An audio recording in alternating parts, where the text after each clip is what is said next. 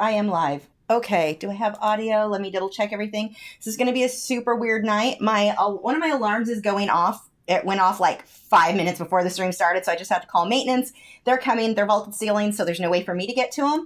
So they're on their way to fix that. So I'm going to have to stop partway through the stream and deal with them being in here and fixing that. Yeah, this is going to be an interesting night. Let me make sure. Yep. Okay, we've got audio. We are good. Of course, like, what a weird timing. And the really odd thing is they just changed the battery on that. Like, gosh, when did they change that? 2 months ago? A month ago? Not long. Just over a month ago, actually. It's almost been a month. So I don't know what it's doing. Oh, yes, record. Thank you. This is not going to be a fun one to edit with me having to stop partway through. Okay, so until I hear a knock on the door, which I'm kind of trying to listen for, yeah, this will be not a usual live stream. Anyway, let's see. I'm all flustered because every time that alarm goes off, it's so insanely loud. Like, it's not the little beep, it's a louder, almost like alarm going off beep, which is weird. There's no fire. My air conditioning's running. Everything smells fine in here. For all I know, that's a CO2, or not CO2, whatever, the gas sensor. I have no clue what's going on there. Okay, so let's see if I can get my head back into what I'm working on here. This was weird. So just for transparency, the markers that I'm using, about half of them, maybe a little less than half, I don't remember now, were sent to me by Winsor and Newton to try out. And I loved them and went and bought a whole bunch more. So about half of these I bought myself, half of them or so. I don't know, honestly, what the number difference is there now. Okay, now I need to pick my colors. And I keep these stored in the same type of the 3-drawer pastel boxes, the same thing that I keep my colored pencils in. And that's what this is that I'm pulling out. So let's see if I can find some pretty greens to use. I want some olive, lime green, maybe some darker green. And okay, so we'll pull those out. Now, I don't like markers. I've never been a fan of markers. And actually, I found 2 types of markers I like now. One, the Pablo, the oil-based markers that you can blend with paint thinner. I really like those. And the Winsor and Newton Pigment Markers. These are the only markers I've ever used that I actually enjoy.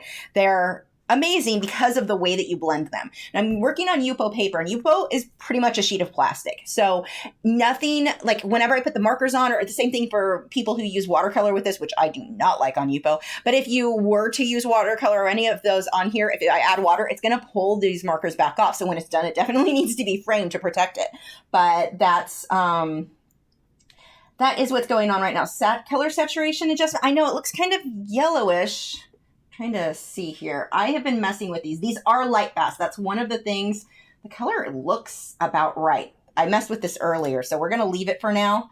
It could be my computer showing things weird. I've had problems with that before. I think I need to mess with my settings later on. I'm not going to mess with that tonight. We've got enough technical issues with my part. Alexa, stop. Alexa, shut up. I don't know why she started rambling. So that was random. I don't even know what she was talking about. So where was I? Yes, these are light fast. And that's another thing that I really like about these. If you were to complete something with these, you can safely sell them. You know, you want to make sure people know don't get it wet because it will wipe off. But yeah, these are a great marker for that. And that's something that really separates these from like the, what are the names of them, right? I can't think right now. My brain is so not here right now because of being all thrown off. Like I have an order of things and that threw me off. The Copic markers, not light fast. So I would not personally sell anything done with those, where these you can. Now these, I don't like the head. Pay attention. I don't like working with these on normal marker paper. You're not going to blend like what I'm able to do here. So, and the other thing, people have asked, well, can't I just use Copics on this paper? You could, but the color saturation is not quite the same. They're going to, from what I understand, now, I don't use Copics, so I can't give you information there. But yeah, they're not going to be quite the same. Okay. Hey, Ryan. Let me see with some of these questions. Please open a window just in case. I don't think when you smell gas, we don't use gas here, like, besides the heater. So I like, there's no, everything's electric here. So I don't think it's anything like that. Let's see. Sergio said, let's see how my name sounds tonight. Yeah, I never get names right. Actual question. How did you discover Fabriano Artistico? And is there a side you prefer, as the back seems way more textured than the front? I discovered them from artist Alan Woollett. I was unhappy with what my colored pencils were coming out like. And is this a text or... Hold on, let me make sure this isn't something with the people coming down. Not yet.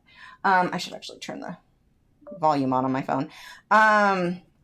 This is not the, or with Fabriano Artistico, I wasn't happy with what I was achieving with Prismacolor and the papers that I was using and all of that. So I contacted Alan Woollett, who was creating exactly what I wanted. You know, I love his bird art, his flamingos especially. I saw that and my jaw just dropped. It was like, oh my gosh, this is what I want my work to look like. So let's start by using the materials he is. So he's the one who set me on the path of Polychromos, the Faber-Castell Polychromos, and then the Fabriano Artistico paper. As far as which side, I've used both. I never pay attention to which one I'm using. It works about the same. There's not a real big difference. I mean, there is a difference, but not big enough that, like, if I work on one side or the other, I don't really care. Let's see. My face camera. Oh, yeah, that always is overexposed. There's really nothing I can do about that one. It's because of the lights that I use. The combination of the lights and then a crappy webcam.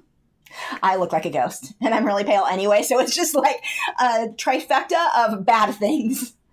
Let's see. Camilla said, can you say more about Pablo-based markers you can use paint thinner with? Yeah, those, if you go back and looked at, actually, if you do a search for the truth about Smart Art Box, the video I made there, someone was bashing Smart Art Box, and I wanted to clear a few things up.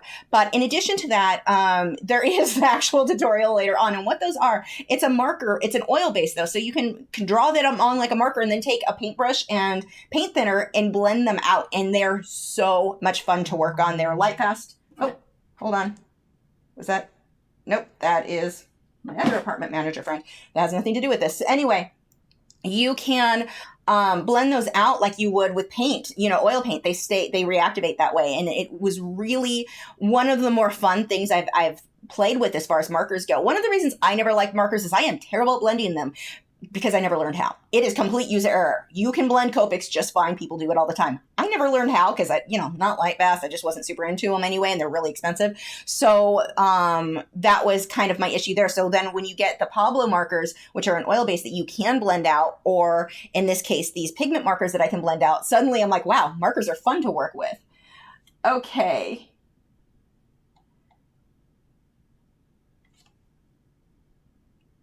Let's see. Okay, let's go ahead and get... Oh, I needed a magenta. I'm waiting. They're usually pretty fast when they send maintenance for these sorts of things. It seems like every time my batteries need to be changed, it's after hours. Only once has it happened during regular hours. And then like once a year minimum. I used to do it every 6 months, but usually I found it's about once a year works. I have them come and change it if I remember, so that they don't have to come after hours, but... Okay, grabbing a few things. And then these ones, I believe, too, I haven't used them in a while, but I'm pretty sure they actually give you the light fast info. Is it on the marker? Maybe not. Yeah. No, it just says light fastness. Pigment PR122. I don't even know what that is. Okay, so I'm just going to get a deeper purple and maybe a reddish brown. Just grab a bunch of markers at me. Now, these have two ends. You've got the large end. And then make sure if you're using these, shove that cap on. That's a thing because I'm not used to using markers. I'm really bad about. So when I'm done painting at the end of the day, I go through and double check that I got the lids on and everything. And then you've got a thin end. Okay.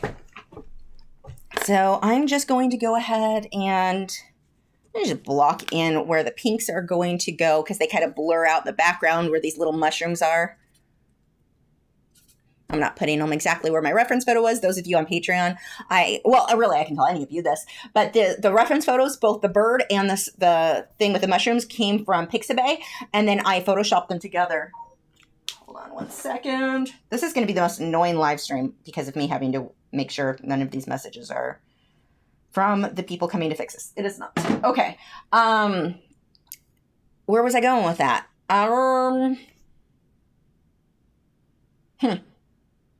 I don't know. We're just going to start over. So, I remember the reference photo. For those of you on Patreon, I'll give you the one that I photoshopped together too. I'll attach it to the file when this video goes up, which will likely be next week. Okay, so we'll just get a little bit of that in there. Let's throw in some greens, and these will just smudge together. See how it just kind of bleeds into each other? I actually don't need this much of the yellow color because that will mostly be in the foreground. We'll go to a cooler green or more of a green blue as I move forward, or back, I mean.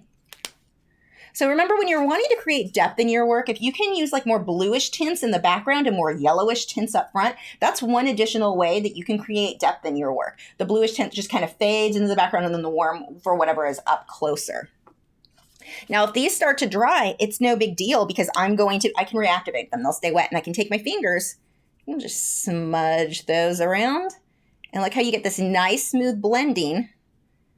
You can also use brushes. Makeup brushes by e.l.f. I found work really well too for getting smooth blending. Now you can sort of layer. When you layer, you reactivate it, but you can build up more and more pigment as needed by layering. But it just reactivates what's there. So it's almost like more so than what watercolor would do as far as like reactivating. Okay, now that I've got some color on here, maybe I can adjust the color saturation just a bit. Hold on one second. Let's see if I can pull the white balance is not accurate. Come on. That looks a bit better. Kinda. And then I think I had the color saturation. Oh, nope, that's too much. You go back down. I think that's a little bit closer to what I've got. Not that it really matters for this video. Okay, let me get a couple. Am I caught up on questions? Ashley said, I heard an artist in a Skillshare class I was taking say, paint against the form instead of with it. What does that mean? I have no idea what that means. Certain teachers, depending on what they learned, especially if they took classes in college or high school, they have different terminology and kind of random thought processes on how, like, one teacher taught them that, and then they took it as like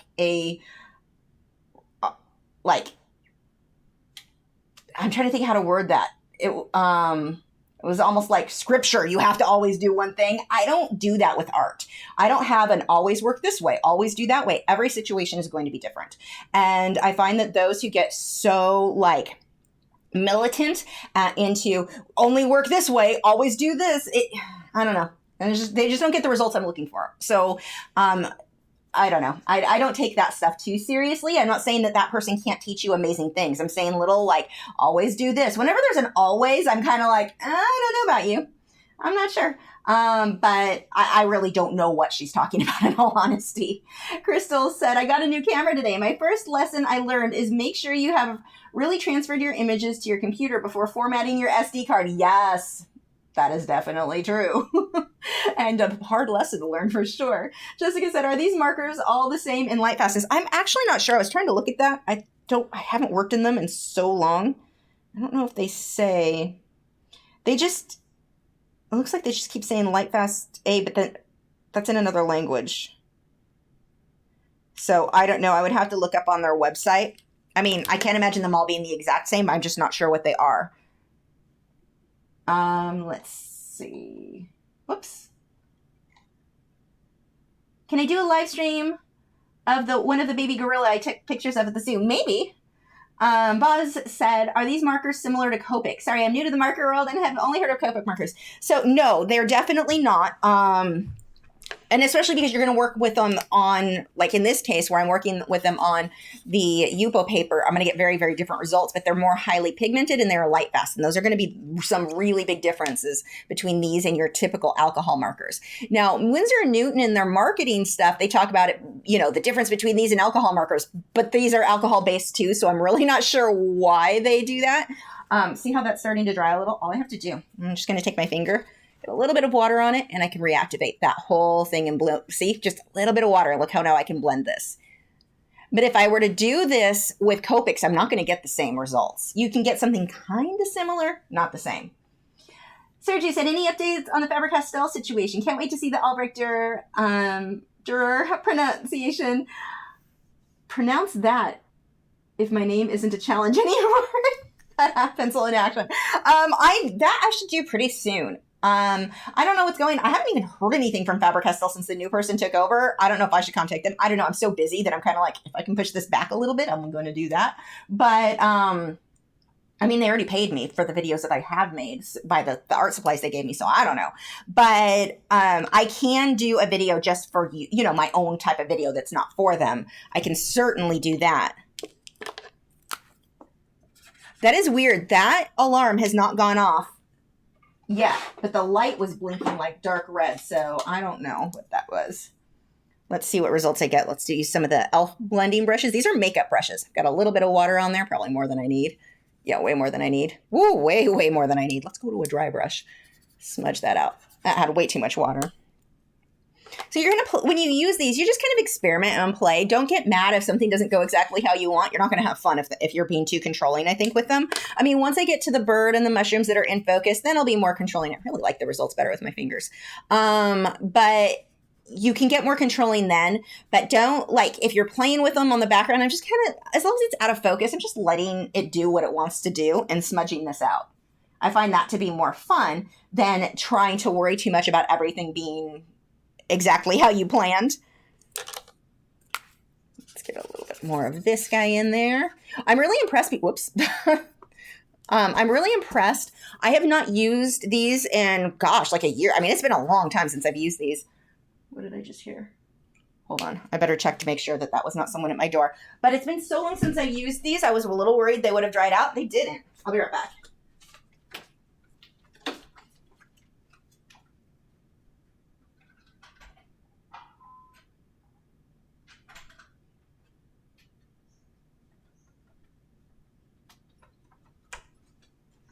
Nope, not yet. Oops, I should leave that door open so I can hear. This apartment, I have a really, really long hallway between the door, and I can never, in anywhere else in the apartment. The way it's set up, I can rarely hear when someone is at the door. Okay. Okay, back to work. So let's keep building this pigment on here. Whoops. I'm just going to make a mess with colors and then blend. Now, I do want to be kind of careful around the bird, but even if I get color on him, it's not the end of the world. It just kind of wipes off, or I'll put marker on top of it. What am I doing here? This color.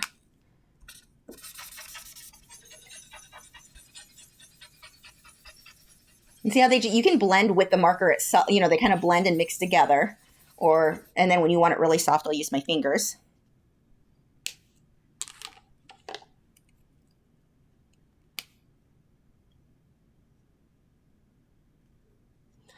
Is that a hint, Ursies? A goldfish would look great with the Faber-Castell watercolor pencils for the demonstration. Yeah, I mean, they definitely could. I've been trying not to do too many fish lately because it was pointed out to me and I hadn't even realized when the person told me. I was like, no. And then I looked back and I was like, wow, she's correct. That I've done so many fish lately. Like for quite a few months there, all I had done were paintings that had fish in them.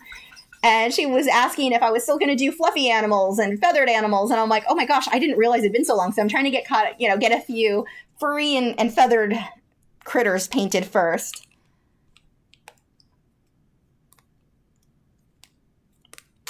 Nope, that's the wrong end. Oh, that doesn't even have color bleeding into it.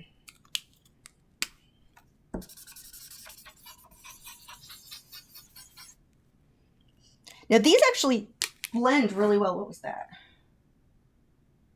Nope, that was an email. Chase trying to get me to borrow money. I don't need to borrow money from you. But see how this is just a scribbled mess? It's not going to stay that way. Look at how it just smudges out. And if you don't like an area, let's say you do something like, I just want to start over. You don't even need to grab a new piece of paper, which is good because this paper is not cheap. You can just take water and wipe it. Now, it will stain the paper some, but it lifts enough that you can put color on top of that area. Now, I'm putting a decent amount of pressure. It kind of, I almost want to say it's an oily type feel.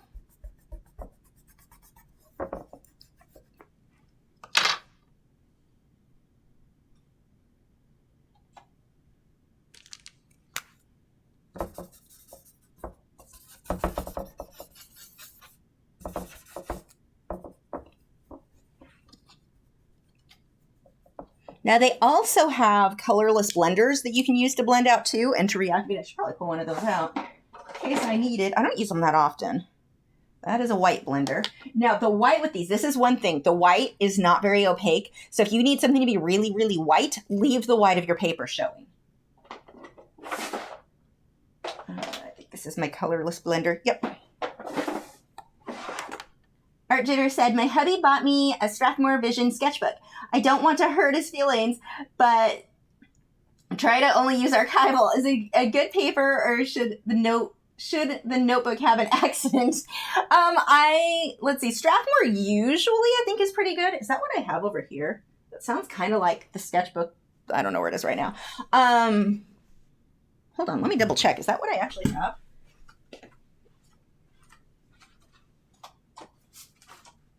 Oh, no, this one's in Art Alternatives. Anyway, I don't know why I thought that was the name of it. Usually Strathmore is archival. Does it not say that it's acid-free? If the sketchbook says acid-free or pH neutral, you can use it. Or just use it as a sketchbook itself for like drawing out ideas for paintings instead of like a full completed project that you plan to sell. That's something you can do too. Kathy, all of the links, well, there's only 2 things I linked, but the links are in the description of the supplies that I'm using. But this is Yupo paper. It's pretty much plastic. Like it's not your traditional like cotton or wood pulp or whatever type paper.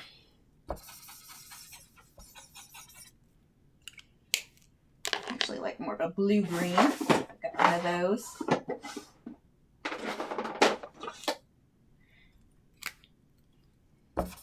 There we go.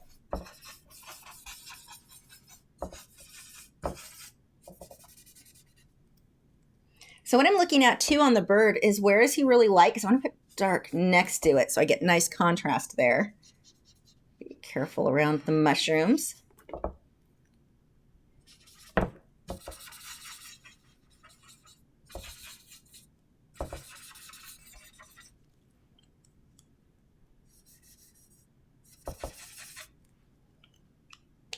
Do I ever use toned paper or just white? Yeah, I actually like a lot of the colored paper, especially with colored pencil. That's if I'm going to use it, it's always been with colored pencil. But yeah, no, I really like a lot of the toned papers. The Canson, they make some of my favorites, like the Canson Me10s. I really, really like with colored pencil. And I'm trying to think who else I've used that I really liked. Yeah, I think it was all Canson. I've got some of their illustration board too that I really like to work on. Oh, apparently I just drew right over his beak. I should pay attention to what I'm doing. At least the alarm didn't start going off at 4 in the morning like it the last few times. We had gone to an aquarium so I could take reference photos. That's how I know it was a month ago. We had them change all this out. We went to the aquarium and I was having trouble with my camera. I needed to reformat the SD card as it turned out. But while we were there, I'm like, I've got to go home. Luckily, the aquarium is right. I mean, it is not even a 5-minute drive from my house. So the one that we went to that day. So we had to drive home to double check, like to make sure the photos were saving. It wasn't showing that it was saving on the SD card. And I didn't want to go all the way through the aquarium, waste a bunch of time.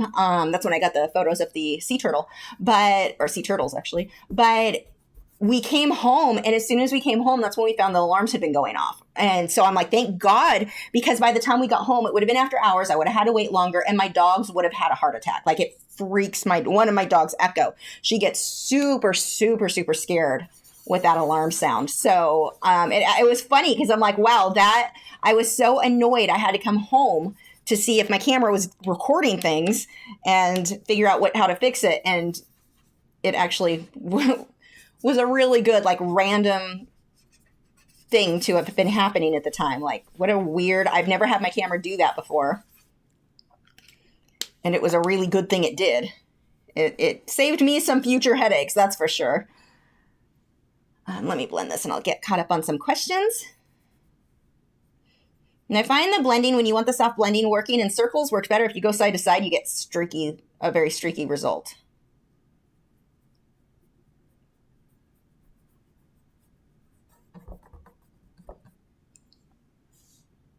Okay, oops, over here too.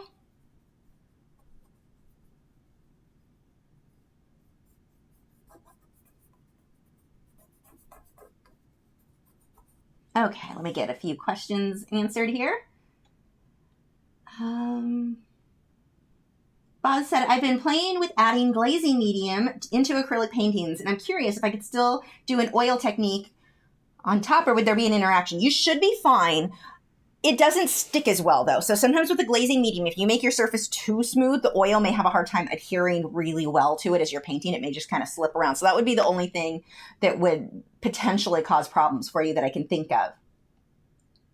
Sarah said, I feel like I'm having a similar thing going on with my birds. I'm just finishing up a painting of a stork on a pond, and I'm planning to paint a duck on the edge of a river soon.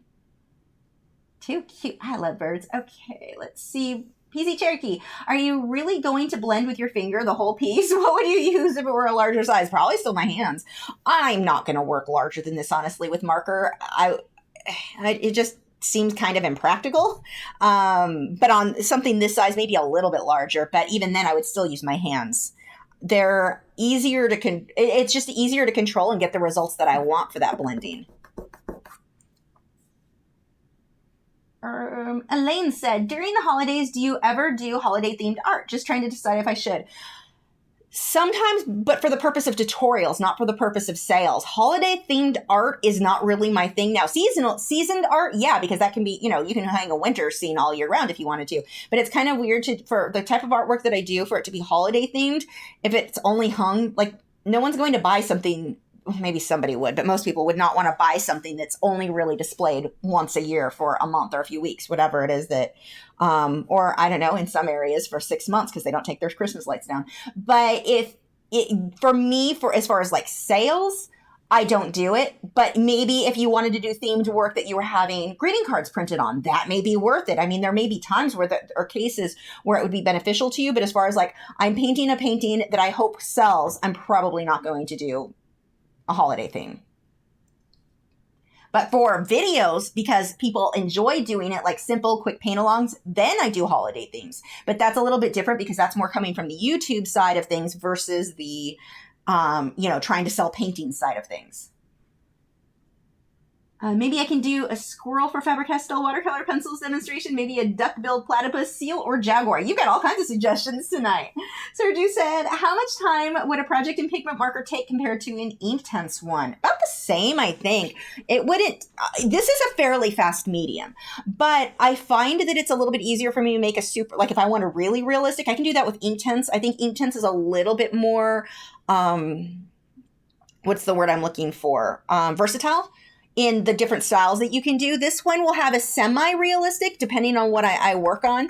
But I find it a little bit harder to control for super realistic things. Like I did some clownfish a while back. I really wasn't thrilled with how those came out with the pigment markers. Whereas Inktense, it would have been super easy. I guess it depends on the subject and the style that you're trying to accomplish.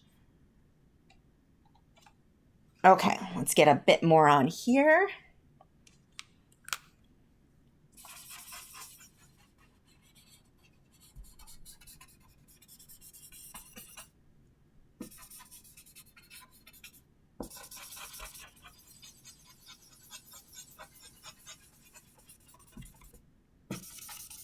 Scribbling that in there.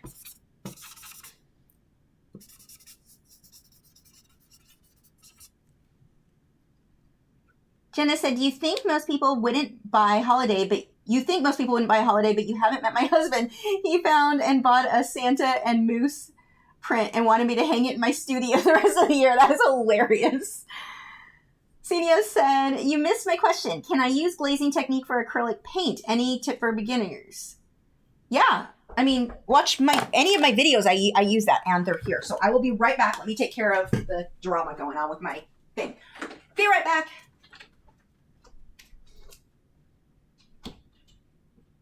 Hello. Just what you wanted to do, right? Sorry, I'm in the process of packing, so it's a disaster. It hasn't peaked again in a bit, but it was screaming at me. It's this one right here, and then that red light was stuck on for a long time. Yeah. And this was just changed too, like a month ago. Yep. Yeah. It was loud.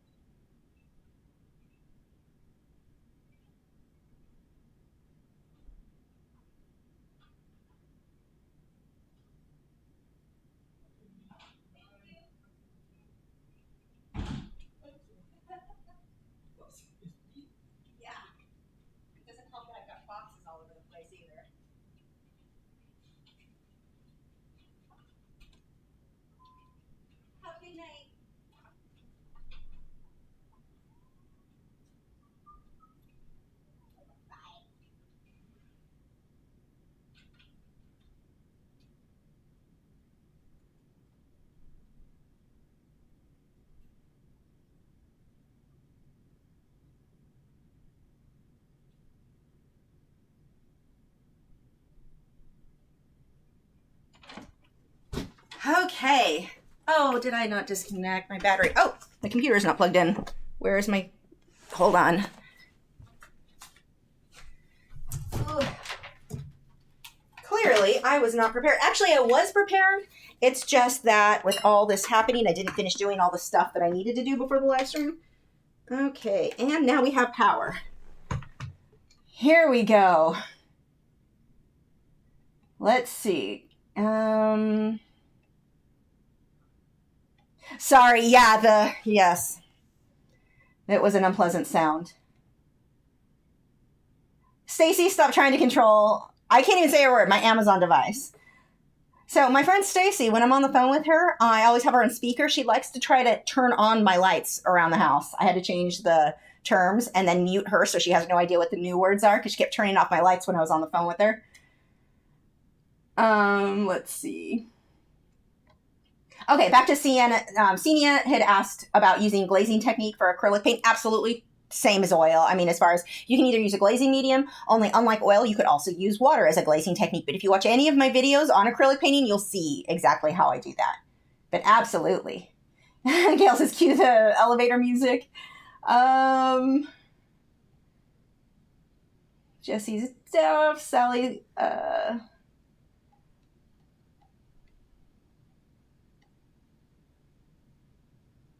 Ursies is still suggesting subjects for the watercolor. Sergio said, you may also have a phantom in the apartment, just in case you also need to call the Ghostbusters as well tonight. I hope not. Let's see.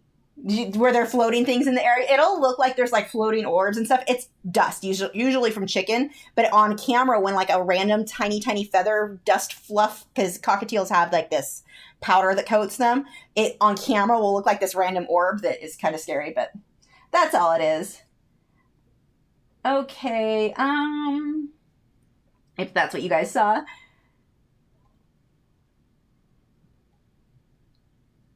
Some viewers see a white float mass in the camera. Yeah, it's, like I said, it's probably just bits of chicken. Chicken spends a lot of time in here with me. We like to do dailies on World of Warcraft while I farm for mounts. And yeah, there will be like random, and if you move, like no matter how well I dust, and I didn't dust today like I normally would, because I've been packing, but it's most likely chicken floof. It's fine. I'm not haunted. Unless that's who was setting off the alarm. Maybe I am haunted, huh? Looks like there's a little bit of blue I can use in here. Okay, back to work, and now I can focus. All is right in the world again.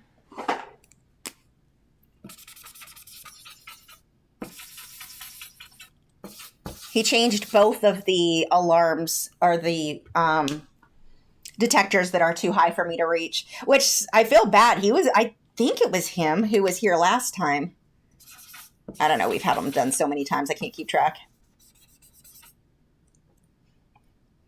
I like that guy better. Unlike the one we actually had a guy come in once. I think he's like their main maintenance guy. I had put in an order for. Oh, I don't know why I was doing this here. That's actually all brown. Coming from here. Okay, whatever. See, no big deal. Brown will just mix in with the green. That's fine. But I had a guy come in once. I was actually furious. I had called in for something to be repaired, and he did not knock when he got here. He just unlocked the door, let himself in, comes into my apartment. I was on the phone in the other room with my mom. Like, somebody's in my apartment right now. Yeah, he did not even bother to knock. I was so angry. He didn't do that again. There were many complaints made.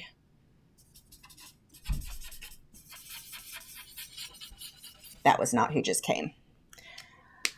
Okay, am I going to need to play that WoW Classic game that's coming out? I haven't played in so long, but I'm not sure what that's about. So WoW Classic is just, if you played the original World of Warcraft, or what people call vanilla WoW, that came out in, 2004, I think? 2004, 2005, I think it was 2004. That's all it is. It's just the original game. I don't plan to. It doesn't sound fun to me. I mean, the original game was fun, and I had a blast with it back then, mostly because of the people I played with, but it's also kind of a pain in the butt. Like, there are a lot of things that they've changed about WoW that I like better, like being able to fly, like leveling a bit faster, the pets that I can collect, I used to have in vanilla WoW a bag that I always kept on my character. This is in a weird drawing space. I'm going to have to rework this a bit, but I had a character or a bag in all of my characters. Like, people would be like, we'd be on a raid, that they needed me. My character at the time was Ravine. They needed, Ravine, you need to carry this for me, whatever item that would go into the guild vault or whatever. I'm like, I can't. My friends would be like, your bags are full with pets again, aren't they? Yes, they are. Oh, you also had to carry warlocks. Our stones would take up. I had to always have a bag full of warlock stones. I mean, there were a lot of. I played a warlock back then.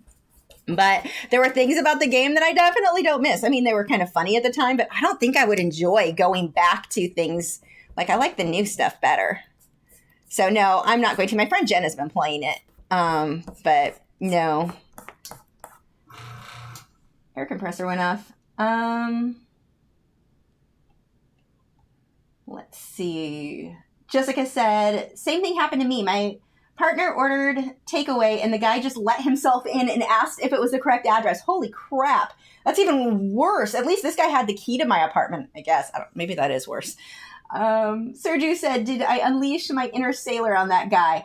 No, because I was too shocked. It was like, what in the world? But I called my friend who works in the apartment, and I released that inner sailor on her. She's used to my potty mouth. But I was pissed. So, yeah, that the sailor was released. Elaine said, thank you for clarifying about WoW. I like that you can fly now, too. Yeah, I mean, I'm sure it's fun, but there were things about classic WoW. I'm using a little bit of water on this because it was too dry.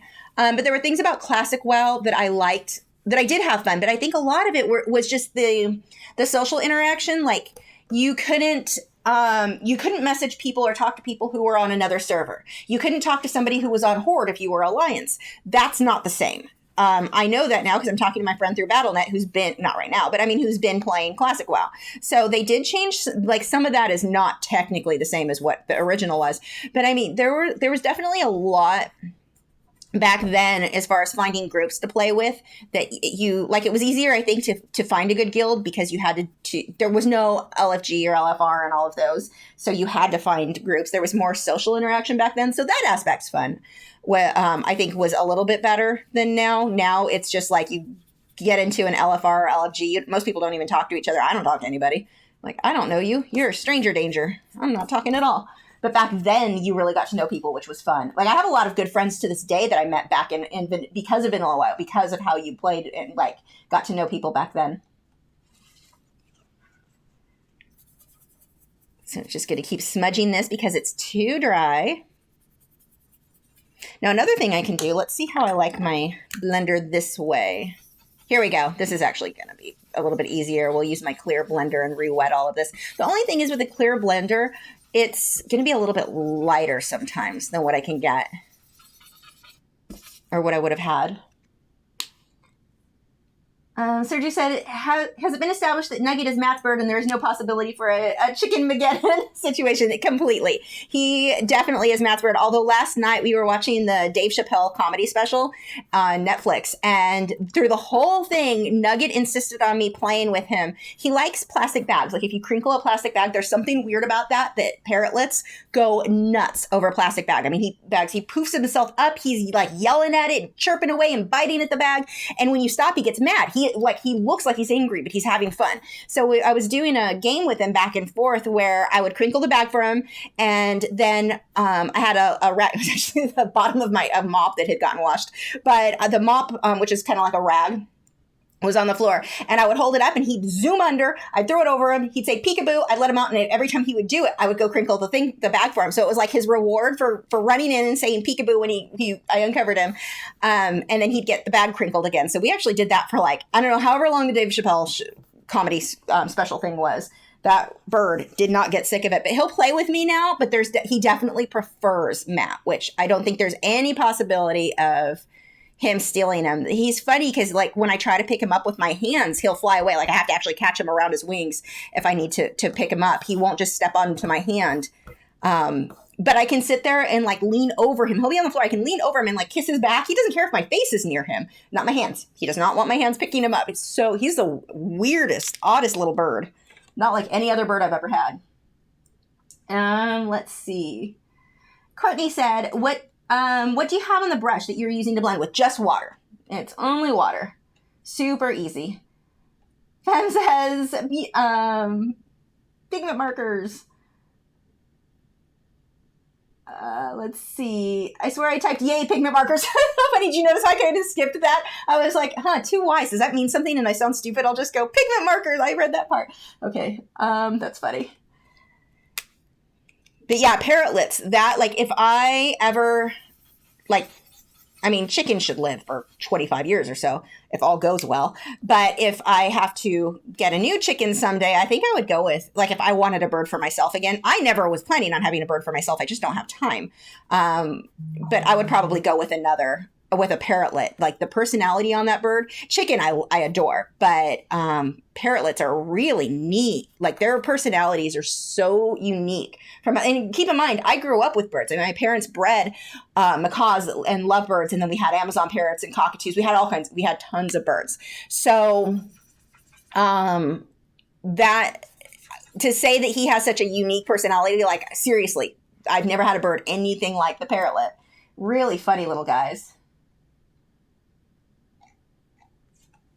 Okay, I can turn the volume off on my phone now so that stops distracting me. Now that everything's been taken care of. Okay.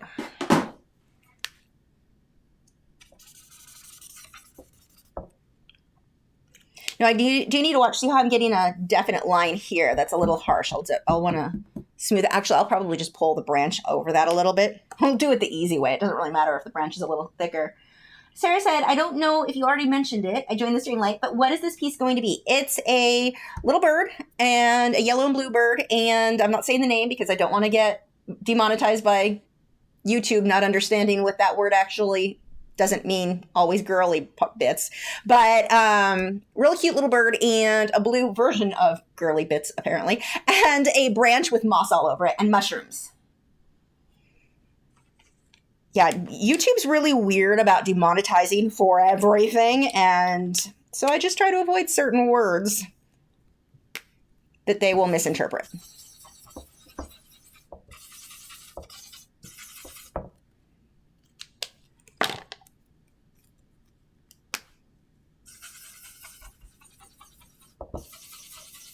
And right now, this seems kind of like a darkish green, but when I pull the lighter colors into this, it's really going to make that stand out and give me a lot more depth where it looks like you're really seeing off into the distance back here.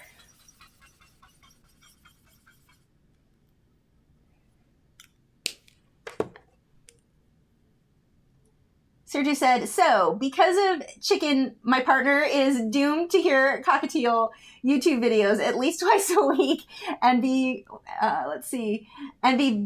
bragging how we're going to eventually own one. Yeah, chicken, they're neat birds. He's very screamy. He's actually covered right now. I'll uncover him once the live stream's over because he screams. I'm having a problem with him with his screamingness. So, in an apartment, probably a little bit of a challenge there because he's gotten so screamy. He was totally not a problem with that until my parents visited in May. So keep that in mind. They're loud. They're very loud, which I normally don't mind. It's just that we've got neighbors below us, and I don't want to be that neighbor where I'm like, here, you get to listen to my problem child bird chicken.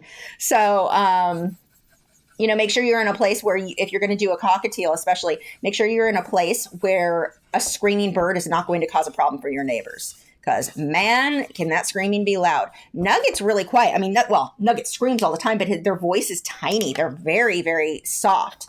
He's extremely vocal, but also very soft in his vocalness.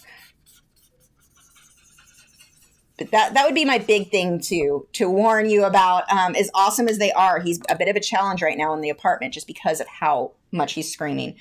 So I'm looking forward to once we're in the house, he can scream all he wants. I don't care. The screaming doesn't bother me if I'm not right next to him, but he can scream and his happy little head off. He'll be kind of near a window, so he'll be able to look out the way that we're setting up their cages.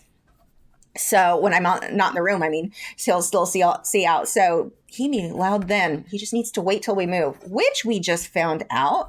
Looks like it's going to be, they're a month ahead of schedule. I'm like, no, our lease isn't up till February. So we actually maybe Chicken will be happy because I'll let him scream all he wants. But that's coming up really soon.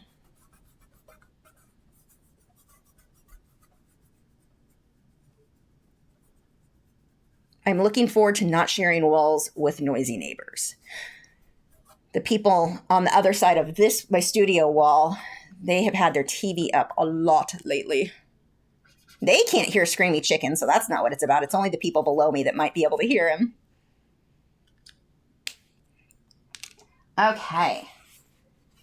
Sergi said, loud, I sing along during the heavy metal songs in the shower. My neighbors wouldn't even notice the baby chicken. Yeah, you'd probably be okay then. And you're singing loud, like chickens love, or I say chickens, but if you guys are watching and you're like, why does she keep talking about a pet chicken? He's actually a cockatiel named Chicken. I call all birds some variety of chicken. So if you're like, what is she talking about? But chickens, when they get you, the louder you are, the more excited they like the loud noise, loud music. Like they love that stuff. So he'd probably love that. Let's see. Maybe Chicken needs to call your folks at least once a week. Possibly. He loves my mom. Chicken is funny. Normally birds aren't like huge fans of strangers. I mean, they may be interested, but they're not like, oh my gosh, I love this person. I want to go sit with them all, play with them and whatever. Chicken likes strangers. So like, even though he's super attached to me now, if somebody comes and takes him away from me, he gets really upset. But if he is like sitting with me and he's like, oh, they look interesting, he'll fly over and sit with someone else and, pick at their hair or whatever. He really, really likes my mom. What? Stacy, why are you texting me? Now I have to look. Hold on. Oh, no, she's actually talking in the group chat. Never mind. Oh, hold on. Text from my husband.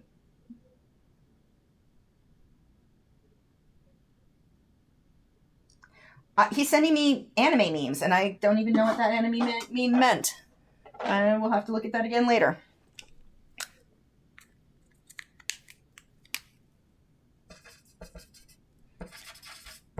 So these are just going to be hints of mushrooms kind of fading off into the background, which don't make sense until these mushrooms get filled in.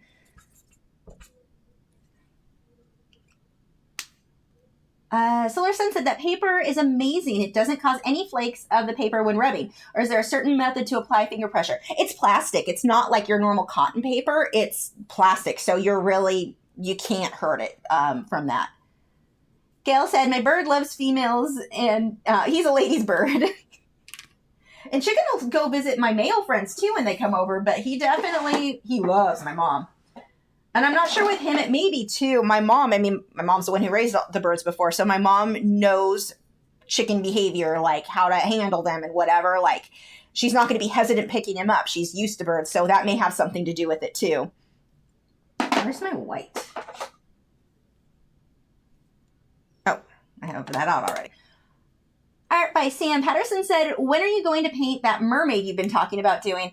I don't know, probably around the same time I paint that zebra I've been talking about doing with the bees. Actually, Nick, by the way, sidetrack here. You should definitely check out our moderators.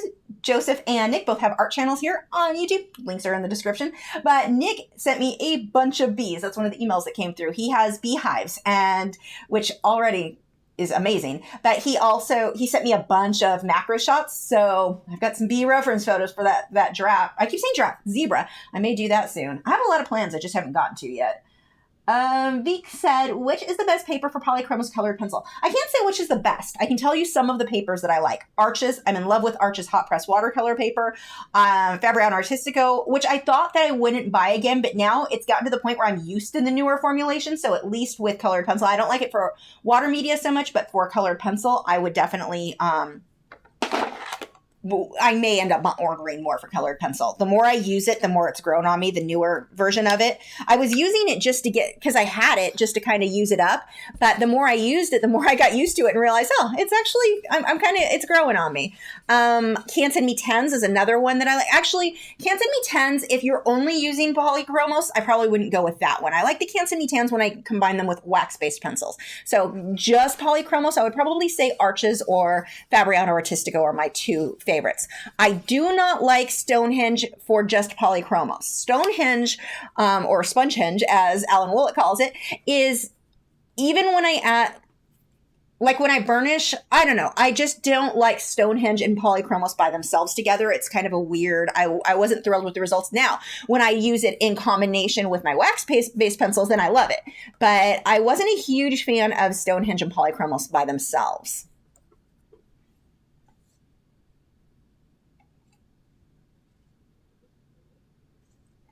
Let's see. Irvin said, are these pigment markers made of paint or something else? I don't know the science behind them, honestly. It may say on Winsor and Newton's website. Let's see. Audi, our Sheltie, is very vocal. She insists, well, she's a Sheltie. There's your answer right there. We had a Sheltie, I know. She insists on bossing all the critters around, especially the barn cat. She loves to call people on the phone, especially Grandma. Oh my gosh, that's funny. We had a Sheltie, sweetest girl. My sister came home with her one day. Her friend was had a litter, and she was the runt of the litter, so they just gave her to my sister. Tiniest little Sheltie. You wouldn't know it by listening to her. My gosh, that dog could bark. Actually, just found an old photo of her when I was packing stuff last night.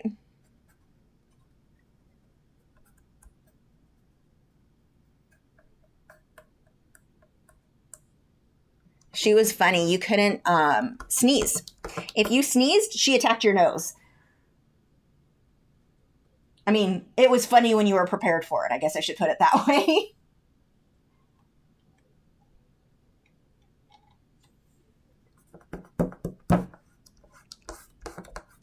I just kind of want this to be blotchy and blurry, and I may adjust the background some later, so I got that further along than I planned on, so I'm going to leave that about where it is. Oh, maybe get a little bit more with the pink. I lied. I'm going to add, no, wrong end. let's get a little bit more of the pink and purples. Actually, maybe the blue on that would look better. I'm getting mud. I may have to lift some of oh, yes, that works. I don't care if it looks exactly like the reference photo. This is definitely one of those things where when I use the reference photo, it's just a general loose guideline.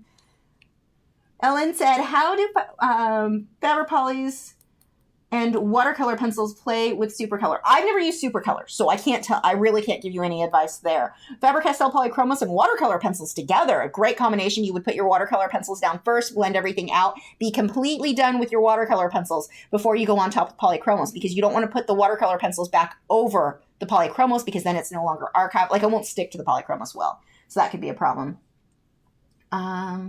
Let's see. Art by Sam Peterson said, first, thank you so much for bestowing your art wisdom on us. Second, why are the pigments in oil paints said to be toxic, but acrylics aren't? Acrylics technically do give off some fumes. They're not completely non-toxic, but it's just the ingredients that they use. So, I mean, acrylics, like, I can get it on my skin. It's not going to hurt me. It's non-toxic as far as that goes, but they actually do have some fumes. That's why I don't bring chicken in here when I'm painting, even with acrylics. It's not as much as the oils, but there are some fumes in there. It's plastic. I mean, that's what acrylic paint is. That's not exactly, I don't want to breathe it in, that's for sure. But, you don't want to huff the paint or whatever. And it's not the extent of oils. But a lot of it is a difference in the paint thinners you use, the binders, the mixing mediums. I mean, it's just different ingredients, where with acrylic, we're just using water. So that's one of the things. I mean, there's a few different things. But the ingredients used to make one over the other. I can't give you the science more than that. Tanu said, hi Lisa, is there any difference between Fabriano Artistico Studio Paper and the Fabriano Artistico Extra White? I'm currently working on Studio Paper and it's terrible. I've never used the Studio Paper, so I'm not sure. I would assume it's probably just not as good. But I've not used it, so I'm not really sure. I mean, generally, if it's going to be cheaper, it's probably not as good. I mean, when you're talking about one brand, but then, of course, there are exceptions to that, because we can look at, like, Liquitex Basics versus Liquitex soft body paints. The soft body paints cost a lot more, but I personally like how the Liquitex Basics work better for my technique. So, I mean, there are exceptions to that for sure. But usually, if that paper's a little bit cheaper, it is also cheaper, if that makes sense. That scrolled too far. We had one from Solar Sun. Where was it? I remember you said you were going to dye your hair purple. We're looking forward to the beautiful transition. Yeah, that's not happening. I was considering doing like some different colors on the tips of my hair and things like that. This is just water on this, by the way. I'd considered it. And now that I've got my natural color back, well, the front is bleached. I'm actually going to start transitioning in the front more to my natural as well. But it's so much easier. I do not miss the constant upkeep of my hair, dyeing my hair. So yeah, I had plans on doing some fun colors, but yeah, no. And then there's kind of a stigma right now over, yeah, I know. It's not my thing. Not right now anyway. Maybe I'll change my mind. I might eventually, when it gets a lot longer, dye just the tips so that I can, that can be trimmed off easy enough. But I'm liking a lot being able to be lazy and not have to keep up the upkeep of dyed hair. I don't miss. Oops, that's the wrong mouse. Sarah Makes Art said, I learned a lot about YouTube's new monetization policy. Along with things that won't be monetized are endangered or threatening species. I wonder if this will affect artists who do wildlife. It shouldn't. That doesn't even make sense. Gail said, I don't know. Oh, telling somebody how to highlight. Yeah, if you don't do the highlight at Lachri Fine Art, if it doesn't highlight in orange, I won't see it. If you're having a hard time getting that to work, whether it be your phone or your computer or whatever's causing it, I don't know how to do it either. Ask somebody to ask the question for you that it does know how to do the highlight. Let's see. Talking back down on the farm studio. Oh yeah, talking about the Sheltie. Stature does not equal attitude or volume. She was a red too. If you leave the phone or iPad around, she'll turn it on and start pressing the buttons with her nose. Oh my gosh. Kelly Jackson said, do you still have your snail? Does he or she go on adventures around the house anymore? Nope, I still have the snail. I feed him a bit more often, but I also suspect, because that tank was newer, that maybe my water quality was just crap and it needed to go through more of the cycle, because he hasn't tried to get out at all. Like, I don't even go through the trouble of constantly checking to see if he's in there anymore. He just always is. So it's been months since he tried to get out. So I think there may have been a water quality issue while the tank was going through that cycle. And I kept testing the water I was always testing 0 ammonia, 0 nitrite, like nothing was in there. It had to have been something that I couldn't test, or it wasn't testing for, because I couldn't find anything wrong with it. I was doing larger water changes too, just in case, but he's good. I just fed him a green bean earlier. It'll probably be gone by the time the stream is over, or mostly gone. They can eat. My gosh, that little snail. It amazes me how much they can put down. Ursi said, those markers look great. So the light touching awesome. Thank you. Irvin said, what is your favorite art medium? I like all of them, and I wouldn't want to only choose one because I get bored. But if I could only use one for the rest of my life, I would say acrylics, just because they're so versatile. Like, I can do anything in acrylics, especially with the airbrush.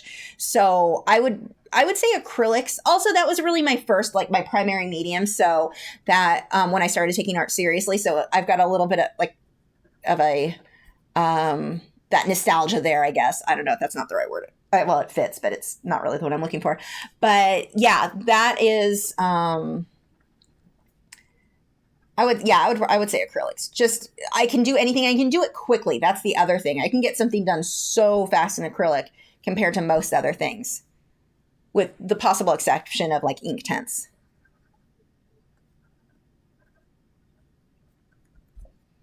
These little dots are not in the reference photo. But I like how this is one of the things that I love, how well lifting like this with the water with the pigment markers works. So I'm going to include it anyway. Like I said, the reference photo is just a general loose guideline for me.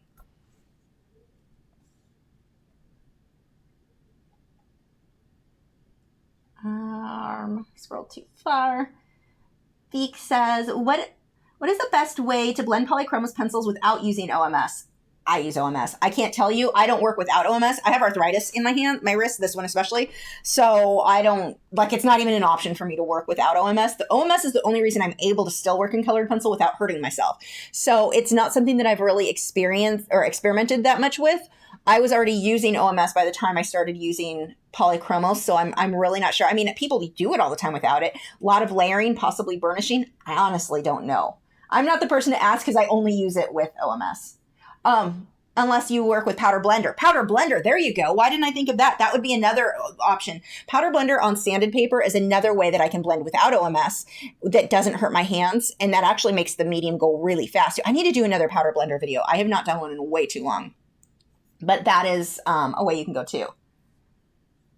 If you just go to brushandpencil.com is one of the places you can get Powder Blender. In other countries, it's available. I'm trying to think. I don't remember all the other countries. I mean, I know it's available in other countries. It's Canada, the UK, Australia. They all have their locations that sell them. And I think Jackson's Art Supply, I want to say, is the UK. Delta. Is Delta right? For Canada, I don't know for who it is who's selling it in Australia. You can also get it at dickblick.com. Robert, have you tried Artzea colored pencil? I was skeptic, but they're pretty good. Less breakage than the Prismacolors. I'm not a big fan of Artzea. I'm not a fan of their marketing strategy, and I'm not a fan of... Okay, so, and I've gone on this rant before, which means I'm going to do it again because that's how I do things. But I don't trust them. I don't trust new companies that much because I don't trust that they're making the right, like they're making products based on making the best product for the artist. And a lot of these companies out of China, it is simply about making quick money. It is not about doing the research to make sure those supplies are going to last long term. For practice, for play, No problem. They're inexpensive. Go for it. But when you're trying to create something that you may potentially want to sell, I don't trust them. Maybe I'll be proven wrong in the future, and great if that's the case. But as of right now, I absolutely do not trust them. It's the same thing with the generic crap from like Hobby Lobby, Michaels, all of these companies making their generic acrylic paints, their generic whatevers. I don't trust them. I don't think they've done enough research. They're just quickly getting out like student grade products just so they can make some money. Not because they're trying to make products that are going to last long term. And Artzea is definitely in that category, and I just don't trust them. So, for sketchbook work, for just practice, for learning, no problem. But it's not something I'm comfortable recommending or using because I do not trust the company to be making products that are going to last, even if they claim they are. Like, these companies pop up out of the blue and they change their names, and it's just, once they're out for 20 years, maybe I'll change my mind, but they're going to have to prove that to me. Whereas like Derwent, Faber-Castell, I'm trying to think, Caran-d'Ache, these companies who have been out for a really long time, those are who I trust. Liquitex, Fredericks, gosh, and Fredericks has been making canvas forever, but those are the companies that I'm going to use the art supplies for and trust, because I'm not going to put months of work into something to find out, oh, by the way, we kind of we didn't really do the research and that's going to fade or yellow or whatever. So I just don't trust them. I have no science behind that other than I've seen this with enough generic companies, and I know what Hobby Lobby, I know what Michaels is doing just to make money. It's not about making a quality product. It's about making a quick, cheap product. And that I have a problem with. Emily said, I've seen you use watercolor pencils before, but have you used the Winsor and Newton watercolor markers? I have not. They look cool though. I have seen those, if they're the ones I'm thinking of. Buzz said, what is your favorite canvas brand type to use for acrylics? I'm looking to switch brands and I'm finding it hard to find smooth canvases that allow for a lot of detail. No, to be clear, or, transparency here, I am sponsored by Fredericks. So they are in my contract, they're already the only canvas I use, but that's the only reason I agreed to that, because I've had other companies who are like, if you'll only use our product, we'll supply you with the product. I won't do that. I'm not only going to use one colored pencil. I'm not only going to use, I will not do that. But I had already sworn off all canvases besides Fredericks before I signed on with them. That was already who I was using. So that's why I was like, oh, that's fine. I was already only going to use you. So I just want to make sure that doesn't come across as shady or me. I am sponsored. But Fredericks is hands down my favorite. And like I said, they were who I was using before because I had so many problems with other canvases warping, holes getting put through them easily. You looked at it wrong. That was some cheap watercolor canvas. Actually, it was Hobby Lobby brand. But I've had problems with, back when Aaron Brothers was a thing, I had a lot of problems with theirs. But anyway, Fredericks is who I recommend. It's who I was already only using before I was sponsored. And go with, if you're looking for really smooth for acrylics, their Blue Label or their Belgian linen. Just make sure you don't get the oil primed Belgian linen. Either of those are really, really smooth, but the Blue Label is less expensive and it is wonderful to work on. I've got a ton of them here. I use them a lot. Let's see. Jessica said, the outline of the branch now looks like a crocodile. It does. It really, here's his eye. Wow, he really does. Let's see. Sarah said, most people think endangered or threatened species refers to hunting, but it's not clear. Huh. Yeah, well, Google and YouTube has never been clear on their policies, ever. Joe said, I think people sometimes confuse which brands cater to fine art market versus craft markets like Artzea. Yeah, definitely. But see, even Artzea, I know a lot of them, because they've sent me a million emails trying to get me to push their products. And, you'll get a commission if you sell them or whatever. No, I'm not doing that. But because I'm not comfortable with them and I'm not comfortable recommending something that I'm not comfortable with. Redundancy. So they claim it is that they are light fast, that they're, they made a lot of those claims. They could be true. I don't know. I don't have any proof, but I don't trust them. So there you go. I don't trust a lot of the stuff that just pops up out of the blue that comes out of China too. And as an American artist, what recourse do I have when I find out, they lied to me about something? I can't really easily sue them or, I don't know that you could do that anyway, but yeah, no, not for me.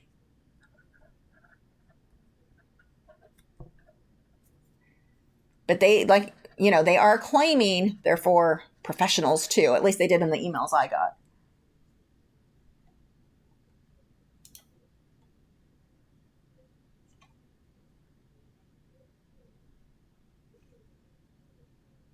Sergi said, I asked a question somewhere up the chat, but I'm afraid to ask it again so I don't get hammered. No, ask again, Sergi. I missed it. If you have asked the question that I have not yet answered, ask it again. Anybody. I may have missed them. It's just the way the chat log goes. Sometimes I do miss them. I try not to. Okay. Let's go ahead and block in where the branch is going to go. Need some brown.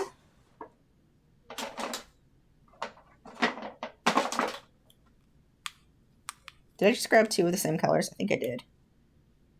No, I did not. Let's see. This comes up here. Kind of get an idea of where that's going to go.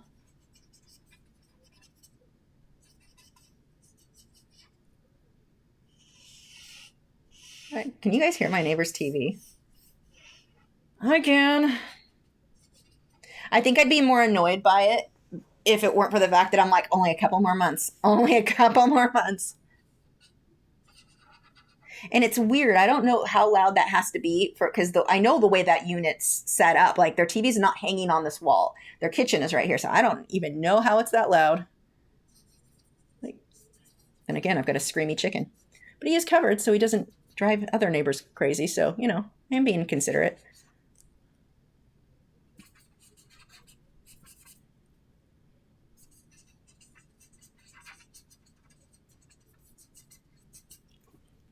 Okay, let's see. Sergi said, as suggested, I got my hands on the dark shades from Derwent Lightfast. What would you use colors such as Nightshade and Midnight Blue besides backgrounds? Any dark subject ideas? Really, anything you put in a nighttime setting. I mean, I did that giraffe with, which ones did I use? Yeah, I used the Lightfast with those ones.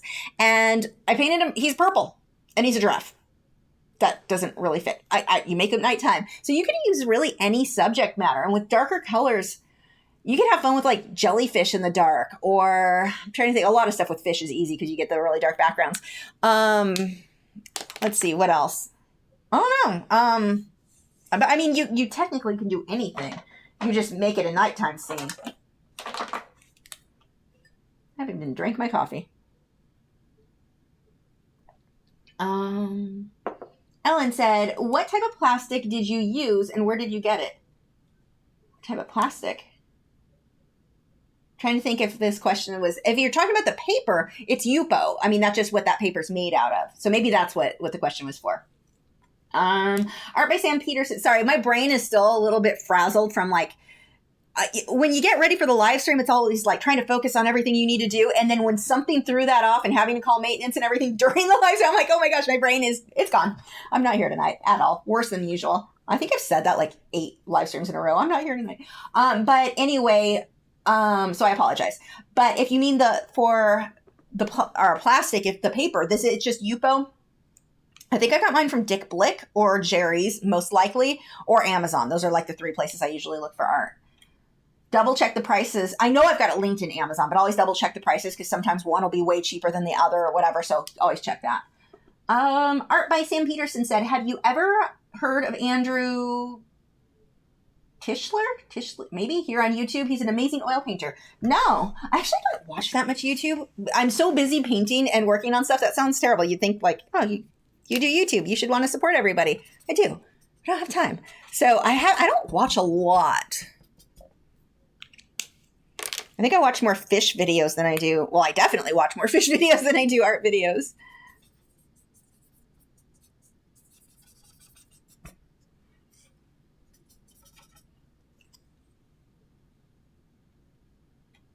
Tanu said, hi, Lisa, any tips for how to get more work done without compromising on the quality of work? You know, the more you paint and draw, the faster you're going to get. That's just the natural order of things. My glasses are dirty. What is this smudge? Yeah, there's a smudge like right in front of my eye. But anyway, the more you work, the faster you get. And so that's really how that's going to happen. But getting more work done faster, you can do smaller studies. So instead of trying to do like a big, huge painting with the full body of a horse or whatever, maybe just the horse head. You can get a lot of stuff done that way. You're still practicing, you're still improving your skills, and it's going to happen a lot faster. But the medium that you're working can do it. Let's say you're working with colored pencil and colored pencil's your thing, but you're like, wow, this is really slow. Try powder blender. Work on sanded paper and blend out with powder blender, or work on sanded paper, do a background with pan pastels, and then put colored pencil on top of that. Like sometimes mixed media can be a really good way to speed things along, because you can kind of take the best of several mediums to get the results that you want. But that would be an option too. But the more you paint and draw, the faster you're going to get at any of the mediums that you're working in. So it will, if you're kind of like, oh, this takes so long, that will happen. But working smaller, obviously, is a good way to do that. I think a lot of artists, I did this a lot when I was a really young artist. I would get these huge, like 24 by 30, no, what was the one? 24 by 48, a mermaid I painted. I found a photo of that recently. I should post that for you guys. It's kind of hilarious. But I would do these huge paintings. I have some 36 by 48s that I still have. Actually, I think some of those are at my mom's house still. But I had these huge, huge pieces. One, realistically, I'm not very good at that stage. No one wants to buy that. Two, of course, when you're younger, a newer artist, you tend to think everything's more valuable than it is. So you want to charge more than anyone would be willing to pay anyway. So, years later, I have all these huge paintings that were kind of ridiculous. But I was working so large, it would take me forever to finish one of those. So working smaller, especially when you're newer, is definitely a good way to speed things along. When you work bigger, the bonus is it's easier to get, like if you're going for super realistic, it's a lot easier to get the detail. But if you're getting frustrated and you want things to go faster without compromising quality, I would say work smaller and do studies. Like I was saying, instead of the whole horse, maybe the horse's head.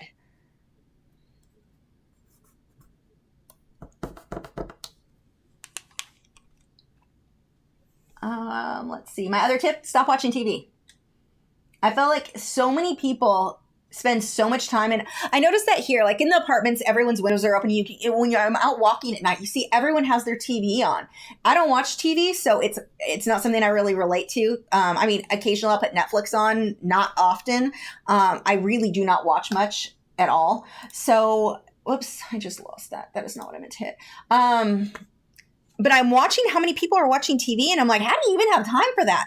I'd rather go paint or draw, put the time into something like that. Well, or collect mounts on Warcraft, apparently. But even that, I don't do that for that long. Limit yourself to, like with Warcraft, it's like, okay, maybe I'll play for an hour or whatever. I usually will play right before I go to sleep, or right when I'm waking up in the morning while I'm drinking my coffee, just to wake up. But the amount of time when I see these neighbors, the TVs on, yes, I'm peeping through people's windows. Just kidding. You can just see the lights coming on from the TV. Like, they all have their TVs on. Like, there's so much more stuff you could be getting accomplished. And they're on for so long. Like the people across from me, it is always on. Like, do you work? But that would be a big way you can get a lot more done. It's always kind of funny how much time people put into TV. Lily said, what is the best way to store art supplies like paints? I can't say what the best way is, but for me, what I've done, I have an IKEA. It was like $100 for this huge solid wood dresser, which is cool. I like that it's solid wood because it's unfinished, so I'm able to paint it. This one I have painted teal. If you look back at any of my studio tours, you'll see this one in there. But I have it painted like a teal or kind of soft aqua color.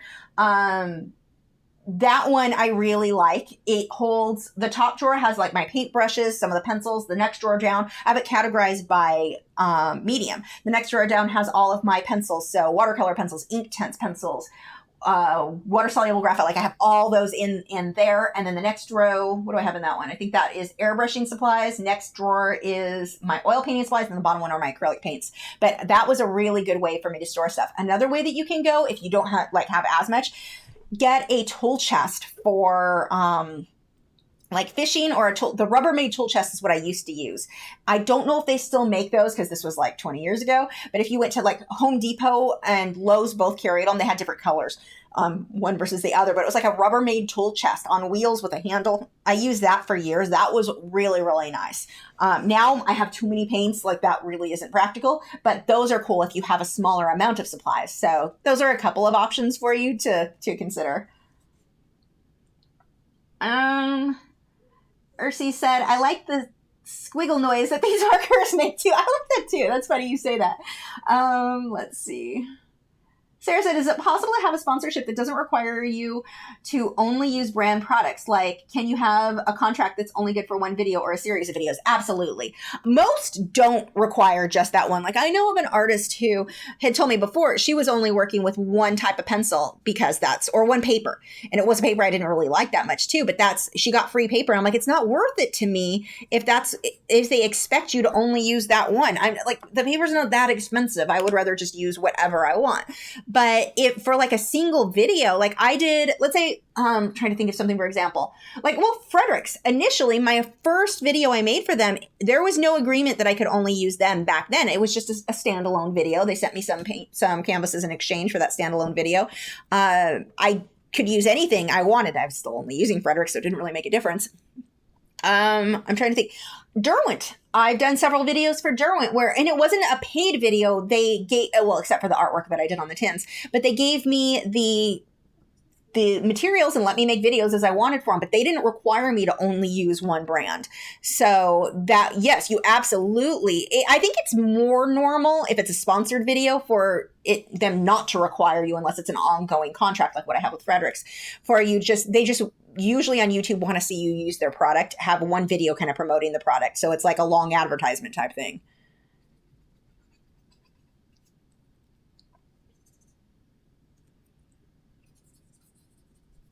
Now, this reference photo does not call for this to be this dark, but you guys know me and my love for high contrast, so I'm going with that. Let's see. Whoops, hold on. Let me scroll up. I'm missing a bunch of questions here. Christy Rebecca Fine Art said, you definitely need to Google Andrew Tischler. I'm saying that wrong and I apologize. Paintings. They're so incredible and really amazing. I will look that up. That's cool. Thanks for the suggestions. Irvin said, what are your favorite acrylics? Liquitex Basics are my favorites. They dry matte. They just work for my techniques. I mean, there are a lot of amazing acrylics. I'm not going to say like, this is the best acrylic ever. I like them because they work for my techniques, for how I blend, for how I glaze. They're a bit more translucent. They're not as heavily pigmented, which some people don't. That's the main reason people complain about them. I like it because I glaze. Everything I do is in a glaze, pretty much glazed. So for me, they just work super, super well. People will do the whole, well, if you're a professional artist, shouldn't you be using professional paint? It's not an issue of them not being light fast. They aren't as highly pigmented. So that's like the big difference between those and, say, the Liquitex Soft Body. But they dry matte. That's the other thing. They dry more matte. So when I need to take a photograph, works great. If I'm using a white charcoal pencil to draw things on, it sticks really well. If I'm working with like the Liquitex Heavy Body or Soft Body that has a higher gloss, those pencils don't stick as well. So those paints just aren't the most ideal choice for me in most cases, unless I'm doing like an acrylic pour, then I'll use the Liquitex Soft Body paint because then I need the higher pigment. I do kind of want to try the gold, like I have some Golden's acrylics, but I kind of want to try them with their matte medium because they said that will give it a matte finish. And if that's the case, I would consider switching over to those or trying it to see, because I do really like the Golden Company or Golden's Company, whatever. Apparently I don't like it enough to pay attention to what the name really is. Sergi said, we're so used to you with glasses. I guess you permanently use them, as I do, like a second skin. What sort of eyesight problems do you have you been blessed with? I can't see things at all. If I take them off, I can't see anything past like here. Like I can't see anything in the distance at all, like instant blurry. So that's, if I don't have my glasses on and someone is sitting in a chair across from me, they can make faces and I'll have no idea what their facial expression is. Tanu said, hi Lisa, again, Bristol Paper Smooth 300 series, whether it's a good one for colored pencils. I recall one of your older paper videos mentioning it. I don't like Bristol, the Bristol Vellum, the Bristol Smooth, any of those. I don't use them anymore. I have a harder time getting the color saturation to be what I want on those. And I used to use them thinking it was going to give me smoother blending. It didn't. I was still blotchy. Because I couldn't get enough saturation on there. It was a technique. Wow, let's try that in English. It was an issue of technique. Like I could switch up my technique and make it smooth, but it just doesn't for how I like to work. It wasn't a good choice, and I was never really happy with the color saturation that I got. You are limited on how many layers you can do because it's too smooth. So definitely too smooth for my taste. I like smooth, but not that smooth. I've seen people work on it though and get amazing results. So like I said, it's really a matter of what your technique is. Let's see. The Down on the Farm studio. Well, Derwent is pretty awesome, and my favorite, and my wallet can blame. Thanks, Lisa. Yes, I'm sorry, but also, aren't you glad? Because those are freaking amazing. I really do like Derwent products. Most of them. Tanu said, I'm having a tough time to photograph my artwork. I painted a flamingo and it looked orange in my room, and the light looks different in daylight with more depth and colors. Any tips on this? I mean, okay, first, when you paint it in whatever room, you want a good light. Like the light I have now, I need to start linking that in more of my videos. The light that I use is really, really bright. It kind of washes it out on the video, but like what I'm seeing in person, I can clearly see what colors I'm using. Make sure you're using like an alt light. I actually don't use alt lights anymore. They're too expensive. You can get way cheaper on Amazon. This one does not have the name on it. I think it's on my supply list. If you go to my supply list, either for colored pencils or acrylics, hopefully I've got it on there. If not, I need to update my supply list on my website. Go to lachri.com. Then supplies, pick your medium, and I should have it on there. But you want a good light to be using because like you said, if you're working in one room and it looks more orange and you take it in here and find out it's another color, and that used to happen to me. I would paint something and I would think I had like on canvas, because back then I was mostly working with acrylics. I'd think that everything was perfectly blended. I would take it out in the light and I could see bits of the canvas where I didn't fill in. Like, I mean, you want a good light. That is so, so important. So that's my first tip. Make sure you've got a decent light. The one that I use, I think is about $50 on Amazon. And they make ones that are floor lamps. This one clamps to my easel. But you do want a good light. Another one you can do, these ones, you can get these little cheapy ones. I have it over here somewhere. Hold on. This is not the one on my easel right now. This one is much, much weaker, but it would also, it's only $15 and they will also give you, let's see. So you just, there you go, LED. I can still see my colors clearly. So this is the one I typically put over my palette when I'm painting for filming. But you don't have to spend an arm and a leg. Like alt light used to be the only one to get. That was the best daylight bulb. They're very expensive, and there's enough with LEDs now. We've got so many great options on YouTube on Amazon that I would check out. I wish I could remember the name of that one. Actually, you know what? Hold on. Let's just look at my Amazon account. Let's see what was let's see if I can do it quickly. If not, I'll move on. Go under orders. And they last a really long time. Let's see. Here it is. It's called a Daylight Duo LED Art and Craft Lamp. So I'll say that again. Daylight Duo LED Art and Craft Lamp. And that is the one that I'm currently using. What is it on there right now?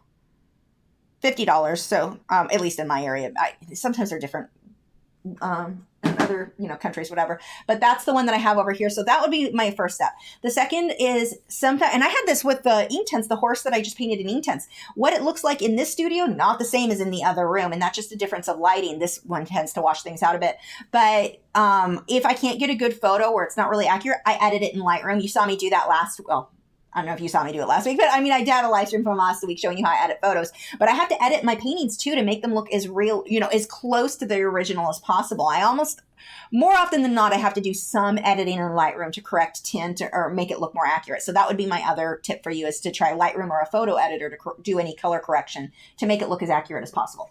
Tip, when you are doing color correction, don't hype up the contrast and go, oh, my artwork looks better, I'm just going to post this. Show people what the artwork really looks like. I think that is very important, especially if you're selling, because you don't want someone to buy it and the one where you hyped up contrast and then buy it from you and they get it and realize, wow, that is not what that looked like. So try to get that as accurate as you can.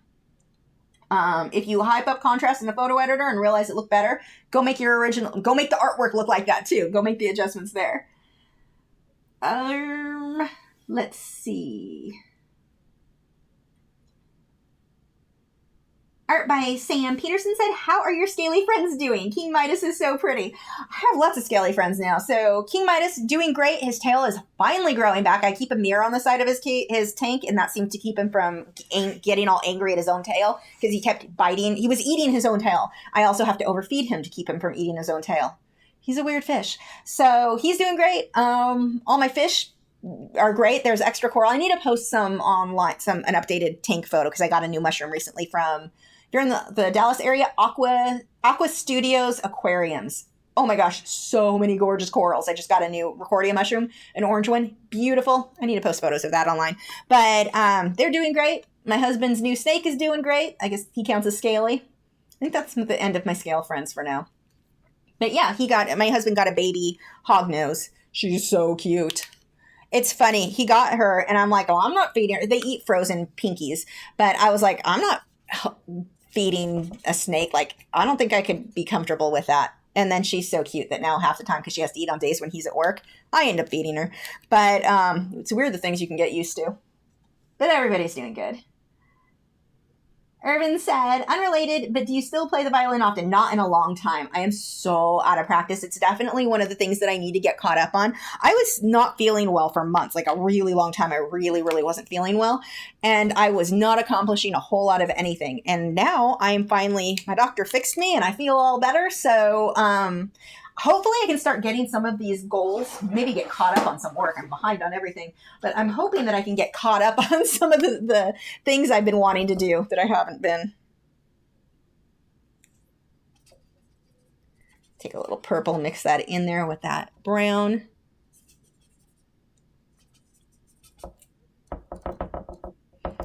This is just bark, so I can let it be a bit blotchy. Actually gonna make that black fade up into the purple. Now you have to remember with these markers too, they're going to pick up color. So like right now, this marker is picking up black. I want to take that onto another piece of paper and just kind of wipe it off before I go onto an area where I really need it to be purple again. Sergi said, most of them, instant, color soft, Vietnam War flashback. Huh? I'm not sure what that came from. I'm always so behind on the chat that it comes out of order. Or not out of order, but it's so far away that I forget what we were talking about at the time. Amber said, how do you decide which medium to use for our project? I just try to rotate, honestly, with me because of YouTube. Well, really, it's for patrons.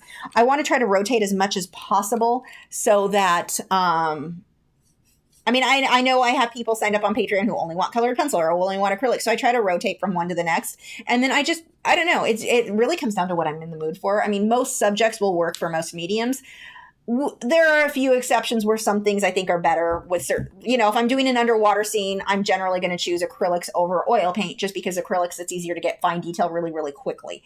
Oils, all that little detail with a fish would take me forever. It can be done, but it takes a bit longer when I'm doing like a lot of that little detail. But for the most part, I just choose a medium I haven't been working in a while just so that I can keep some variation for patrons. I know that's not really what you're looking for. You're probably thinking like, which one is best for which subject is best for which medium? Most mediums can be used for just about anything. I mean, I might make a different choice on, let's say I'm working in colored pencil and I have like the horse that I just did in Inktense. It's got a black background and the horse is coming out of the shadows. Colored pencil on black paper, I think probably would have been a better medium choice than Inktense. With Inktense, I had to spend all that time paint, several layers to get the background black. If I had done that in colored pencil, I could have just used black paper and saved some time. So like there are times like that I might choose one medium over another. This was just a case like with the Inktense one. I knew I wanted to do Inktense, wanted to do a horse, and that photo just worked. But even though I would say it might be easier to do in colored pencil and leave the, on black paper and leave the black background showing through, I can still do it in Inktense. I mean, it'll work in other mediums too.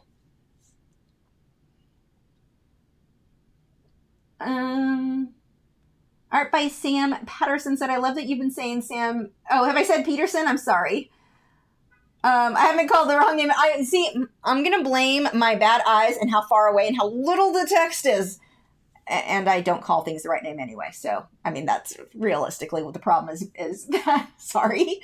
Irvin said, when Nick Edgar said color soft Vietnam War flashback, he meant when you go on a rant about color soft pencils. Thank you. Thank you for explaining. Yeah, not a fan of color soft pencils at all. I like their other stuff though. Sergi said, okay, you said the same thing, which cemented my opinion that this woman is the most healthy kind of crazy I've ever seen. I have some friends who may argue with you on that one. That's awesome. It's too funny. I'm just going to start creating some streaky lines. I'm holding the marker to its side, and I get these little details so it looks like the wood. Again, does not have to look exactly like my reference photo. That is just loose guideline.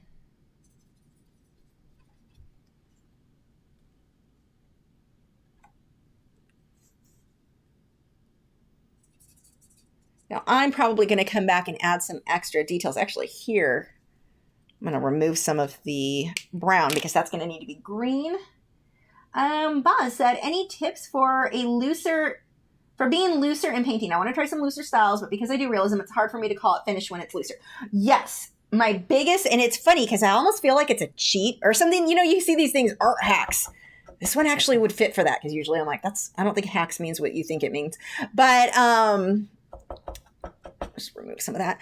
And that's going to end up having green. One of the biggest tips I have for you when you are painting you're trying to paint something in a looser style, take a paintbrush that is really, really long and back yourself up away from the easel and paint like this at a distance.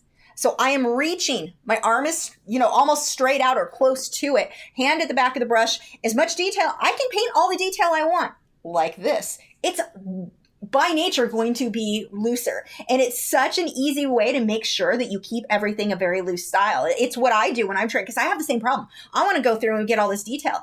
You can keep yourself from doing that because I'm far away from the painting. This is how I'm going to stand and paint the whole thing. And it really is an easy way to force yourself to paint looser. If I want to paint detail, great. Also, no little brushes, no liners. No liner brush. The only time that if I'm painting loose that I'll come back there with a liner brush is just around the eyes a little bit. And that is it. Everything else is going to be a larger brush than I might normally be comfortable doing. That's another big tip. You can try to paint detail you want with it, but if the brush is too big, you're only going to get so much detail. So it's a really good way to force yourself. You're focusing on your contrast, your lights, your darks. You're really focusing on that, your brush strokes, more than little detail to, fall back on. Let's see. Who's next? Irvin said, I'm so clumsy. I meant Sergio. Oh. I don't know why I'm tagged there.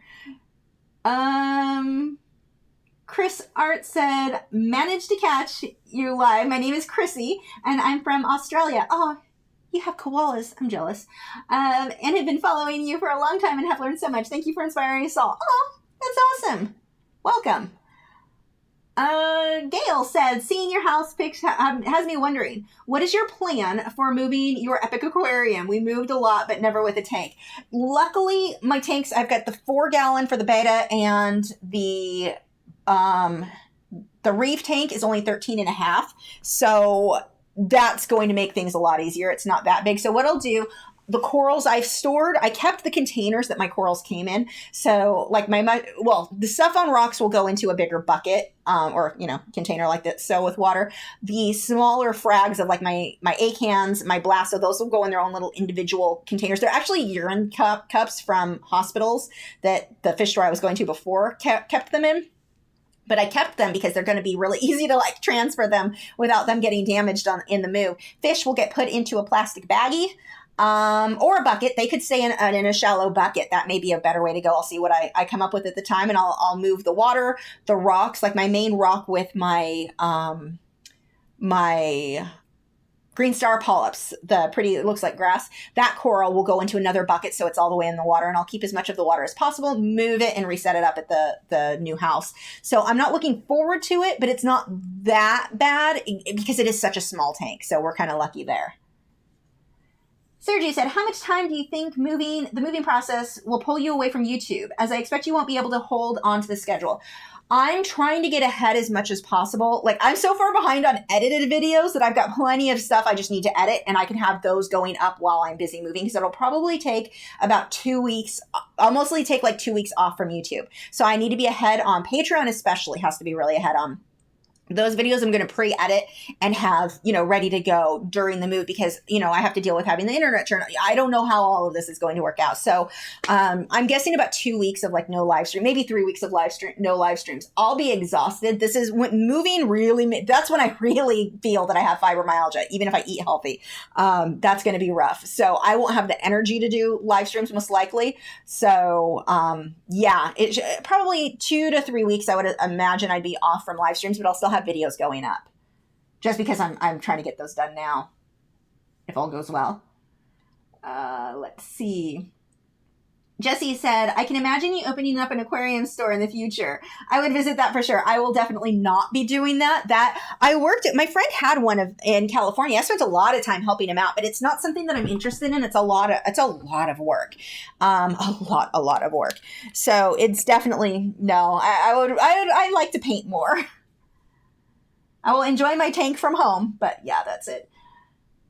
When it comes to moves, are you folks going to do it all yourself or trade your friends for artwork? I know I'm hiring movers. I budgeted that and I saved because when we moved into this apartment, we're on the 3rd floor. I swore then I am not moving this furniture back out. I'm not, those stairs, my back, the exhaustion, like I didn't feel well for a long time after that. And I messed up something in my back during, it was, nope.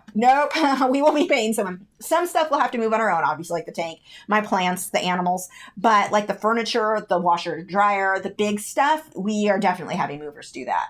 I mean, I'm packing everything, but I am not lifting all that down 3 flights of stairs. Well, we're on the 3rd floor, so it's technically 2 flights of stairs. We don't have an elevator, so it sucks. Let's see. Irvin said, do you prefer to do live streams or edited videos? Live streams because I don't have to edit them. But then I have to plan around making sure I'm here on time, and sometimes things go wrong and it's a little bit stressful, like when your alarm is going off.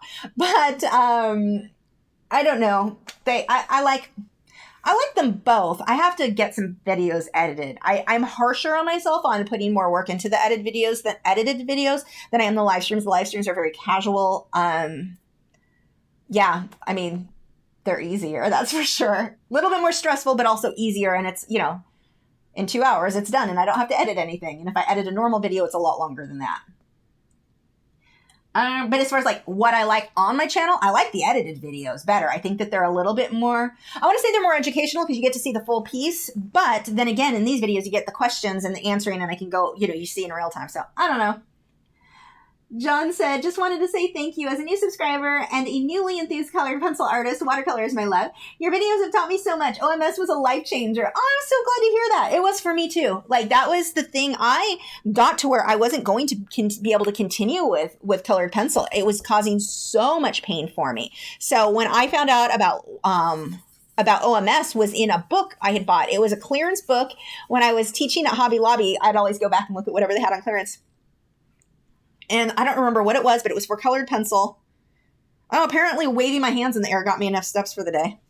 But I don't think that's accurate. But yeah, no, that was a life changer for me too. That bit of information, like the book as a whole, I don't even remember what it was called, like some creative painting with colored pencil or something.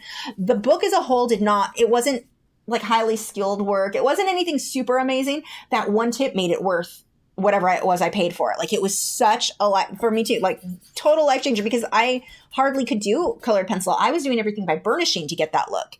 And to suddenly realize I could, without pain, work in that medium. Yeah, I was pretty excited. Whoops, that scrolled too far. Do I like Copic markers? No. Because I'm bad at them. But also they're not light fast. So two things. One, I never learned how to use them right. 2, I'm bad at them. So there's 2 things going against them. And they're really expensive for being not light fast. Hello, Shiny said, hello, these markers look neat. I'd love to get them. Yeah, they're really cool. And you can mix them. Like if you get a set of 12, you can actually mix a lot and blend a lot. Like you don't have to have every color. Of course, once I tried them the first time and realized how much I love them, I wanted every color. So I bought a whole bunch. But you can blend and mix a lot, which is cool. Do I like... Okay, answered that one. Couldn't handle renting an aquarium store. Partying with all the fish. And so on would be nigh on impossible. Yep, yeah. That or even like the loss of fish when they get sick and dealing with that. And just like, there's a lot. There is a lot involved. I have a lot of respect for people who run them.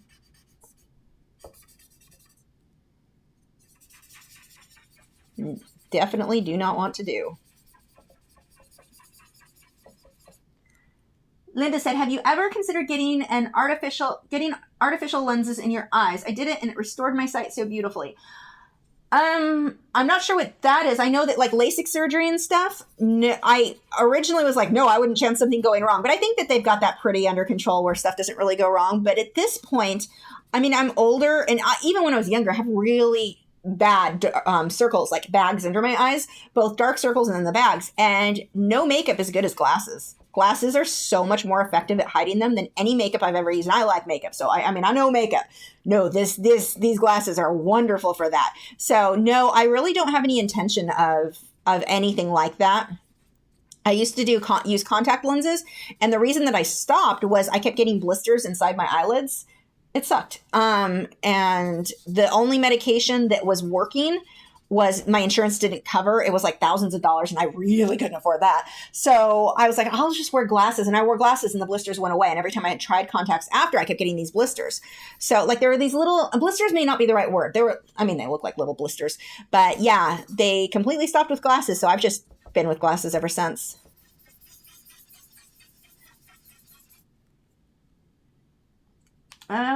Let's see.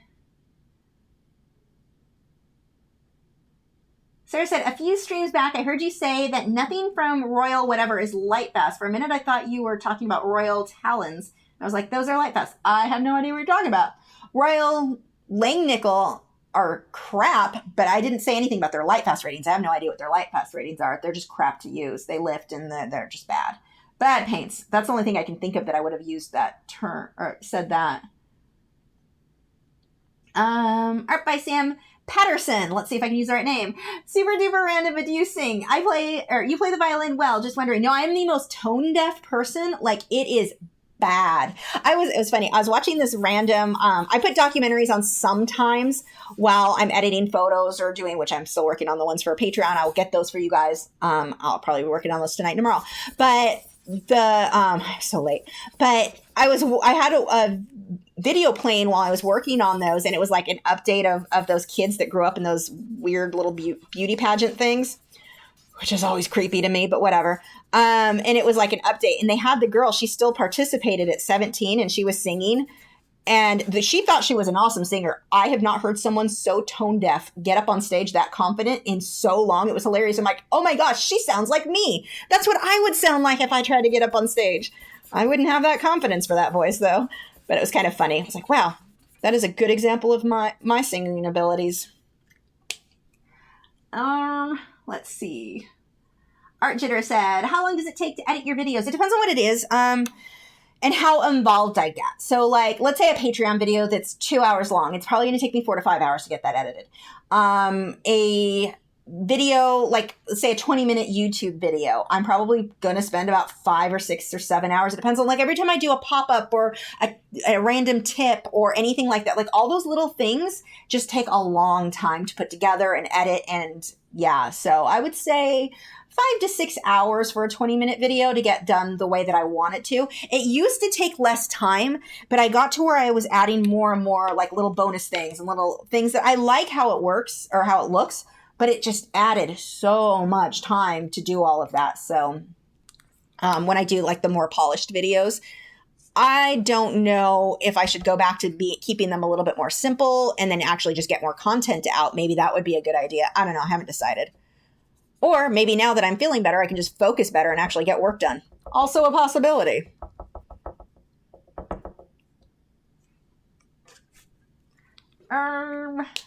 Let's see. We have Fen says, have you found fewer views on live streams because they are so long and people can cram a short video into a busy day? I've seen that because big viewership drops on some channels.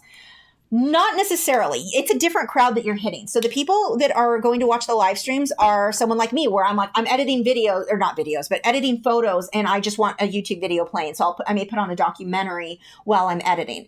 And in that case, I specifically go through and mark, you can go through your filters, that I want something longer than 20 minutes. I want something long that I can just leave playing while I do other things. Because a lot of people are using YouTube now in place of TV. They just want it kind of playing in the background going. And so no, I don't see, I mean, they'll get fewer than an edited video will over time, but not enough that I wouldn't do them. It's still, to me, definitely worth doing it, but more and more YouTube is changing. I'm going to get some texture in there. Let's play around with some Q-tips. But YouTube is changing a lot because, like, back originally, if you had a video that was longer than 5 minutes, heck, if it was longer than 3 minutes, you just lost more than half the viewers. People didn't watch or want long format content on YouTube. Now it's kind of the opposite. You're going to do better usually because YouTube, the way the algorithm works, it's by view time. So yeah, someone might watch the entire 5-minute video, but I only got a 5-minute view time. Whereas if someone watches only half of a longer video or maybe a quarter of it, I still got a lot more view time. You know, all of these factor into the algorithm. So it doesn't, it's definitely different than it used to be. You have a lot more people now looking for longer videos to just, like I said, like when they're just playing in the background while I'm working on something. Watching a lot of documentaries on recycling. It's been my new thing. So I said earlier, I don't watch that many videos. Apparently I do while I'm editing stuff, but it's like documentaries and stuff I don't really have to watch. I just kind of listen to in the background. I just like the background noise. I don't like silent rooms. No one's surprised with how much I talk. Silence is creepy. Let's see. Everybody's kind of seeing a drop though. Just YouTube's algorithms and all of that. They don't always suggest your videos to the people who subscribe. Like subscriptions hardly mean anything anymore.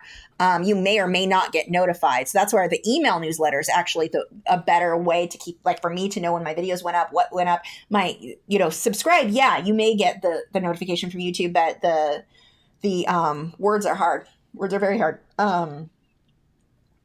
My email list is the one you'll know will come through.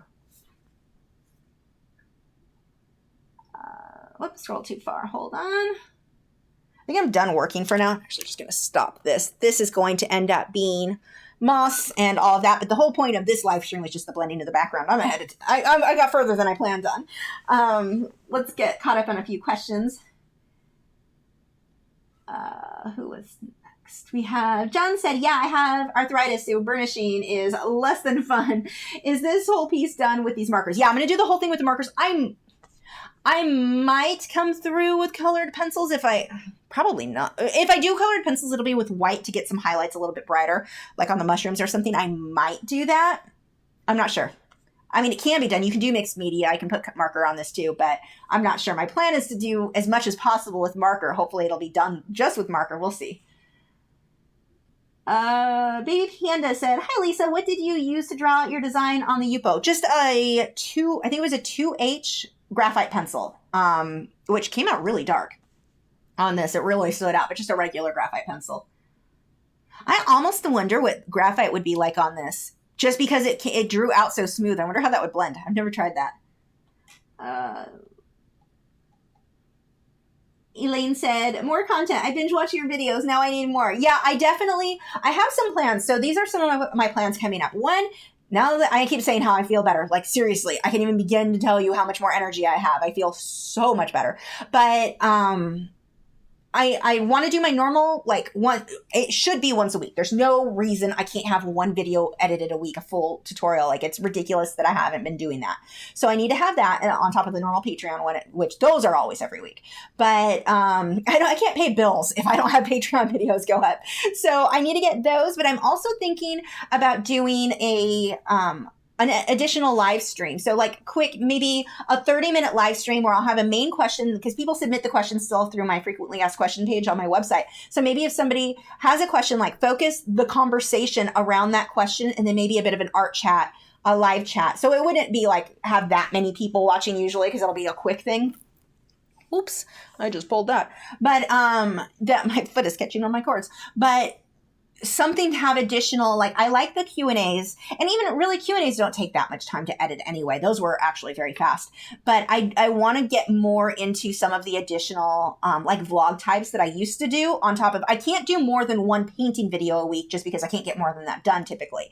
But I would like to get more done with Q&As, or I don't plan on going back to critiques how I used to do them. I definitely like the current format of get a whole bunch of critiques done in one day on a live stream. That works out so much easier for me. I can get so many more done than I used to be able to do. So that will stay the same as a live stream. But yeah, I'm really looking at getting some more content, and I want to do a few more and I can include them in the other things, but like just every day, like what it's like to be a professional artist, or, you know, the day in the life of an artist. I've talked about doing that as a one edited video, but just include different things about the day, different chats about, you know, art related subjects, just quick things, maybe just record it on my phone and not edit it and have a few unedited or very raw type things, so that I can have some more content. So I'm working on ideas to definitely get some more for you guys. Oops, scrolled too far. Whoa, scrolled way too far. Oh my gosh, way too far.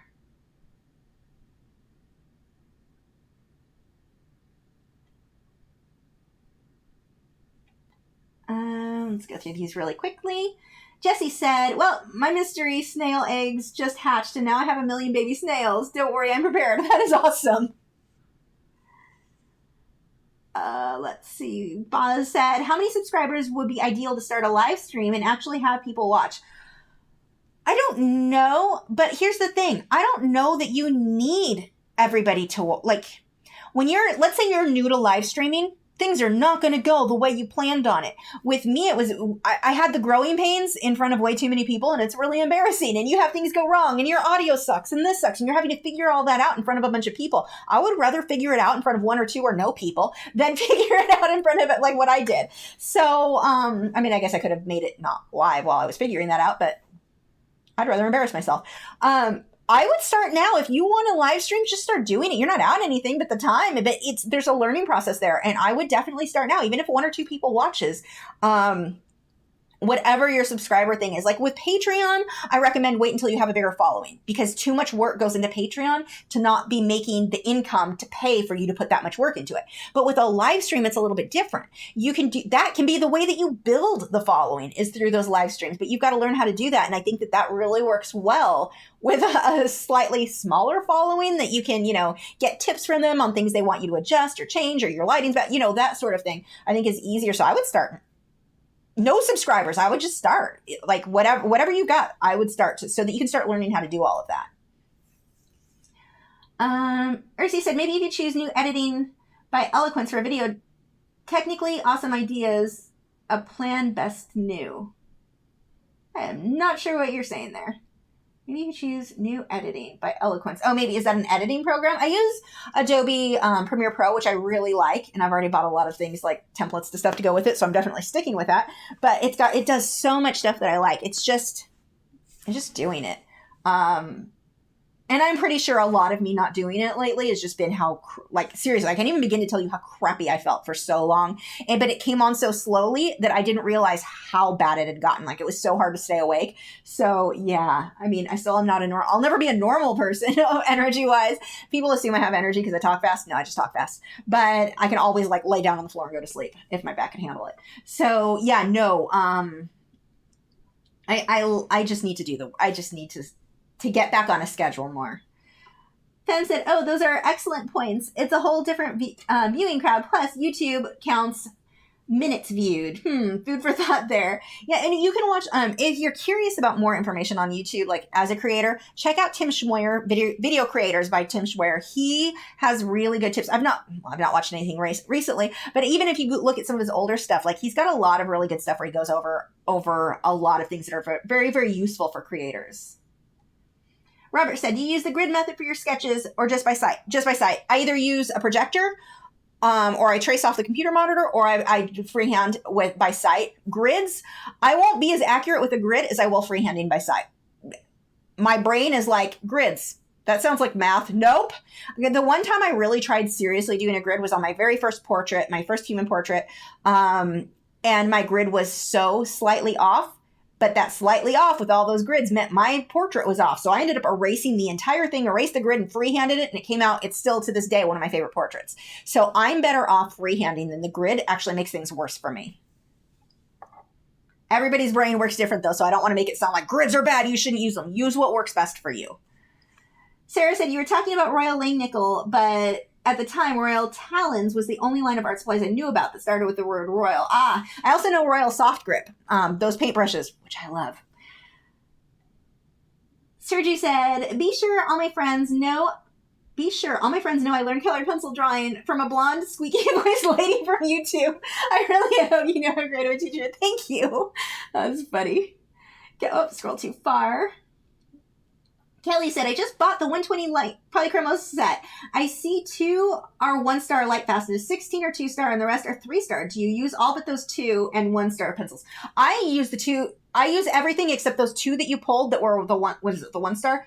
Those are the only ones I pulled. And I think, was there a metallic in that set? I don't use any metallic colors, but I don't remember if that set had those. But no, anything else, the 2 and 3 stars, they're fine. Those are anything that is above a 5-6 on the blue wool scale to me is I'm comfortable using. Anything below that, so like a straight 5 or lower, then it starts getting iffy to me. And they have a scale. I have it written down somewhere. I forget where their numbers fall, how their stars are equivalent to. It's somewhere on my blog, I think. Let's see. Also, congratulations. You're going to have fun. Imagination Art said, do you record all of your work to use for videos or just certain pieces? I'd say like 99.999. Like there have only been a couple times that I just painted something really quickly for like an art show or whatever that I didn't record, or I only recorded parts of, but almost every time everything's recorded. I have to record everything. I don't have time to do additional on top of that. Elaine said, love to watch those types of paintings. Can't wait to get an art critique. I'm sure there are plenty to improve on. Yeah, and I also am going to do, I was just talking to somebody on Patreon today who had asked about critiques, and I think I'm going to do a special Patreon only one and then a normal everybody one. So we've got a few critiques that'll be coming up soon. Baby Panda said, thank you, Lisa, for doing these weekly live streams. They are so enjoyable, and they are the highlight of my week. Oh, thanks. I have fun with these too. It's just so fun to hang out with, like, it feels like you guys are here with me, so it's so fun just to hang out with a whole bunch of other artists. I love these. Ursi said, just invite new eloquent idea by way of planning new things. Cool. I have no idea what you said. Yay. Just invite to new. I don't think I'm reading that correctly. I'm sorry. Okay, we are at 1:02. 10:02. I don't know. It's nighttime. I'm done. This will be should be up on Patreon next week for you guys, and then it'll be on YouTube eventually completed, and then of course I'll post the finished painting thing way sooner on Instagram and MeWe. Make sure, I haven't done any of these plugs yet. Make sure follow us on MeWe. We've got our art group over there. I've got a group that we're working on. It's not really, I mean, it's up and running, but we don't have people who would buy in the group yet. We've got to work on that. But MeWe is basically a platform like Facebook, but back when Facebook was good, you know, when you actually saw the content that people you followed posted or your friends posted in order of them being posted. They're really big on privacy, far better than Facebook. I'm really hoping Facebook crashes and everybody goes to MeWe because it's a way better platform, at least so far. I've got my personal account, our groups, all of that is linked in the description if you want to follow us over there. I'll be posting updates of this there as well, and Instagram.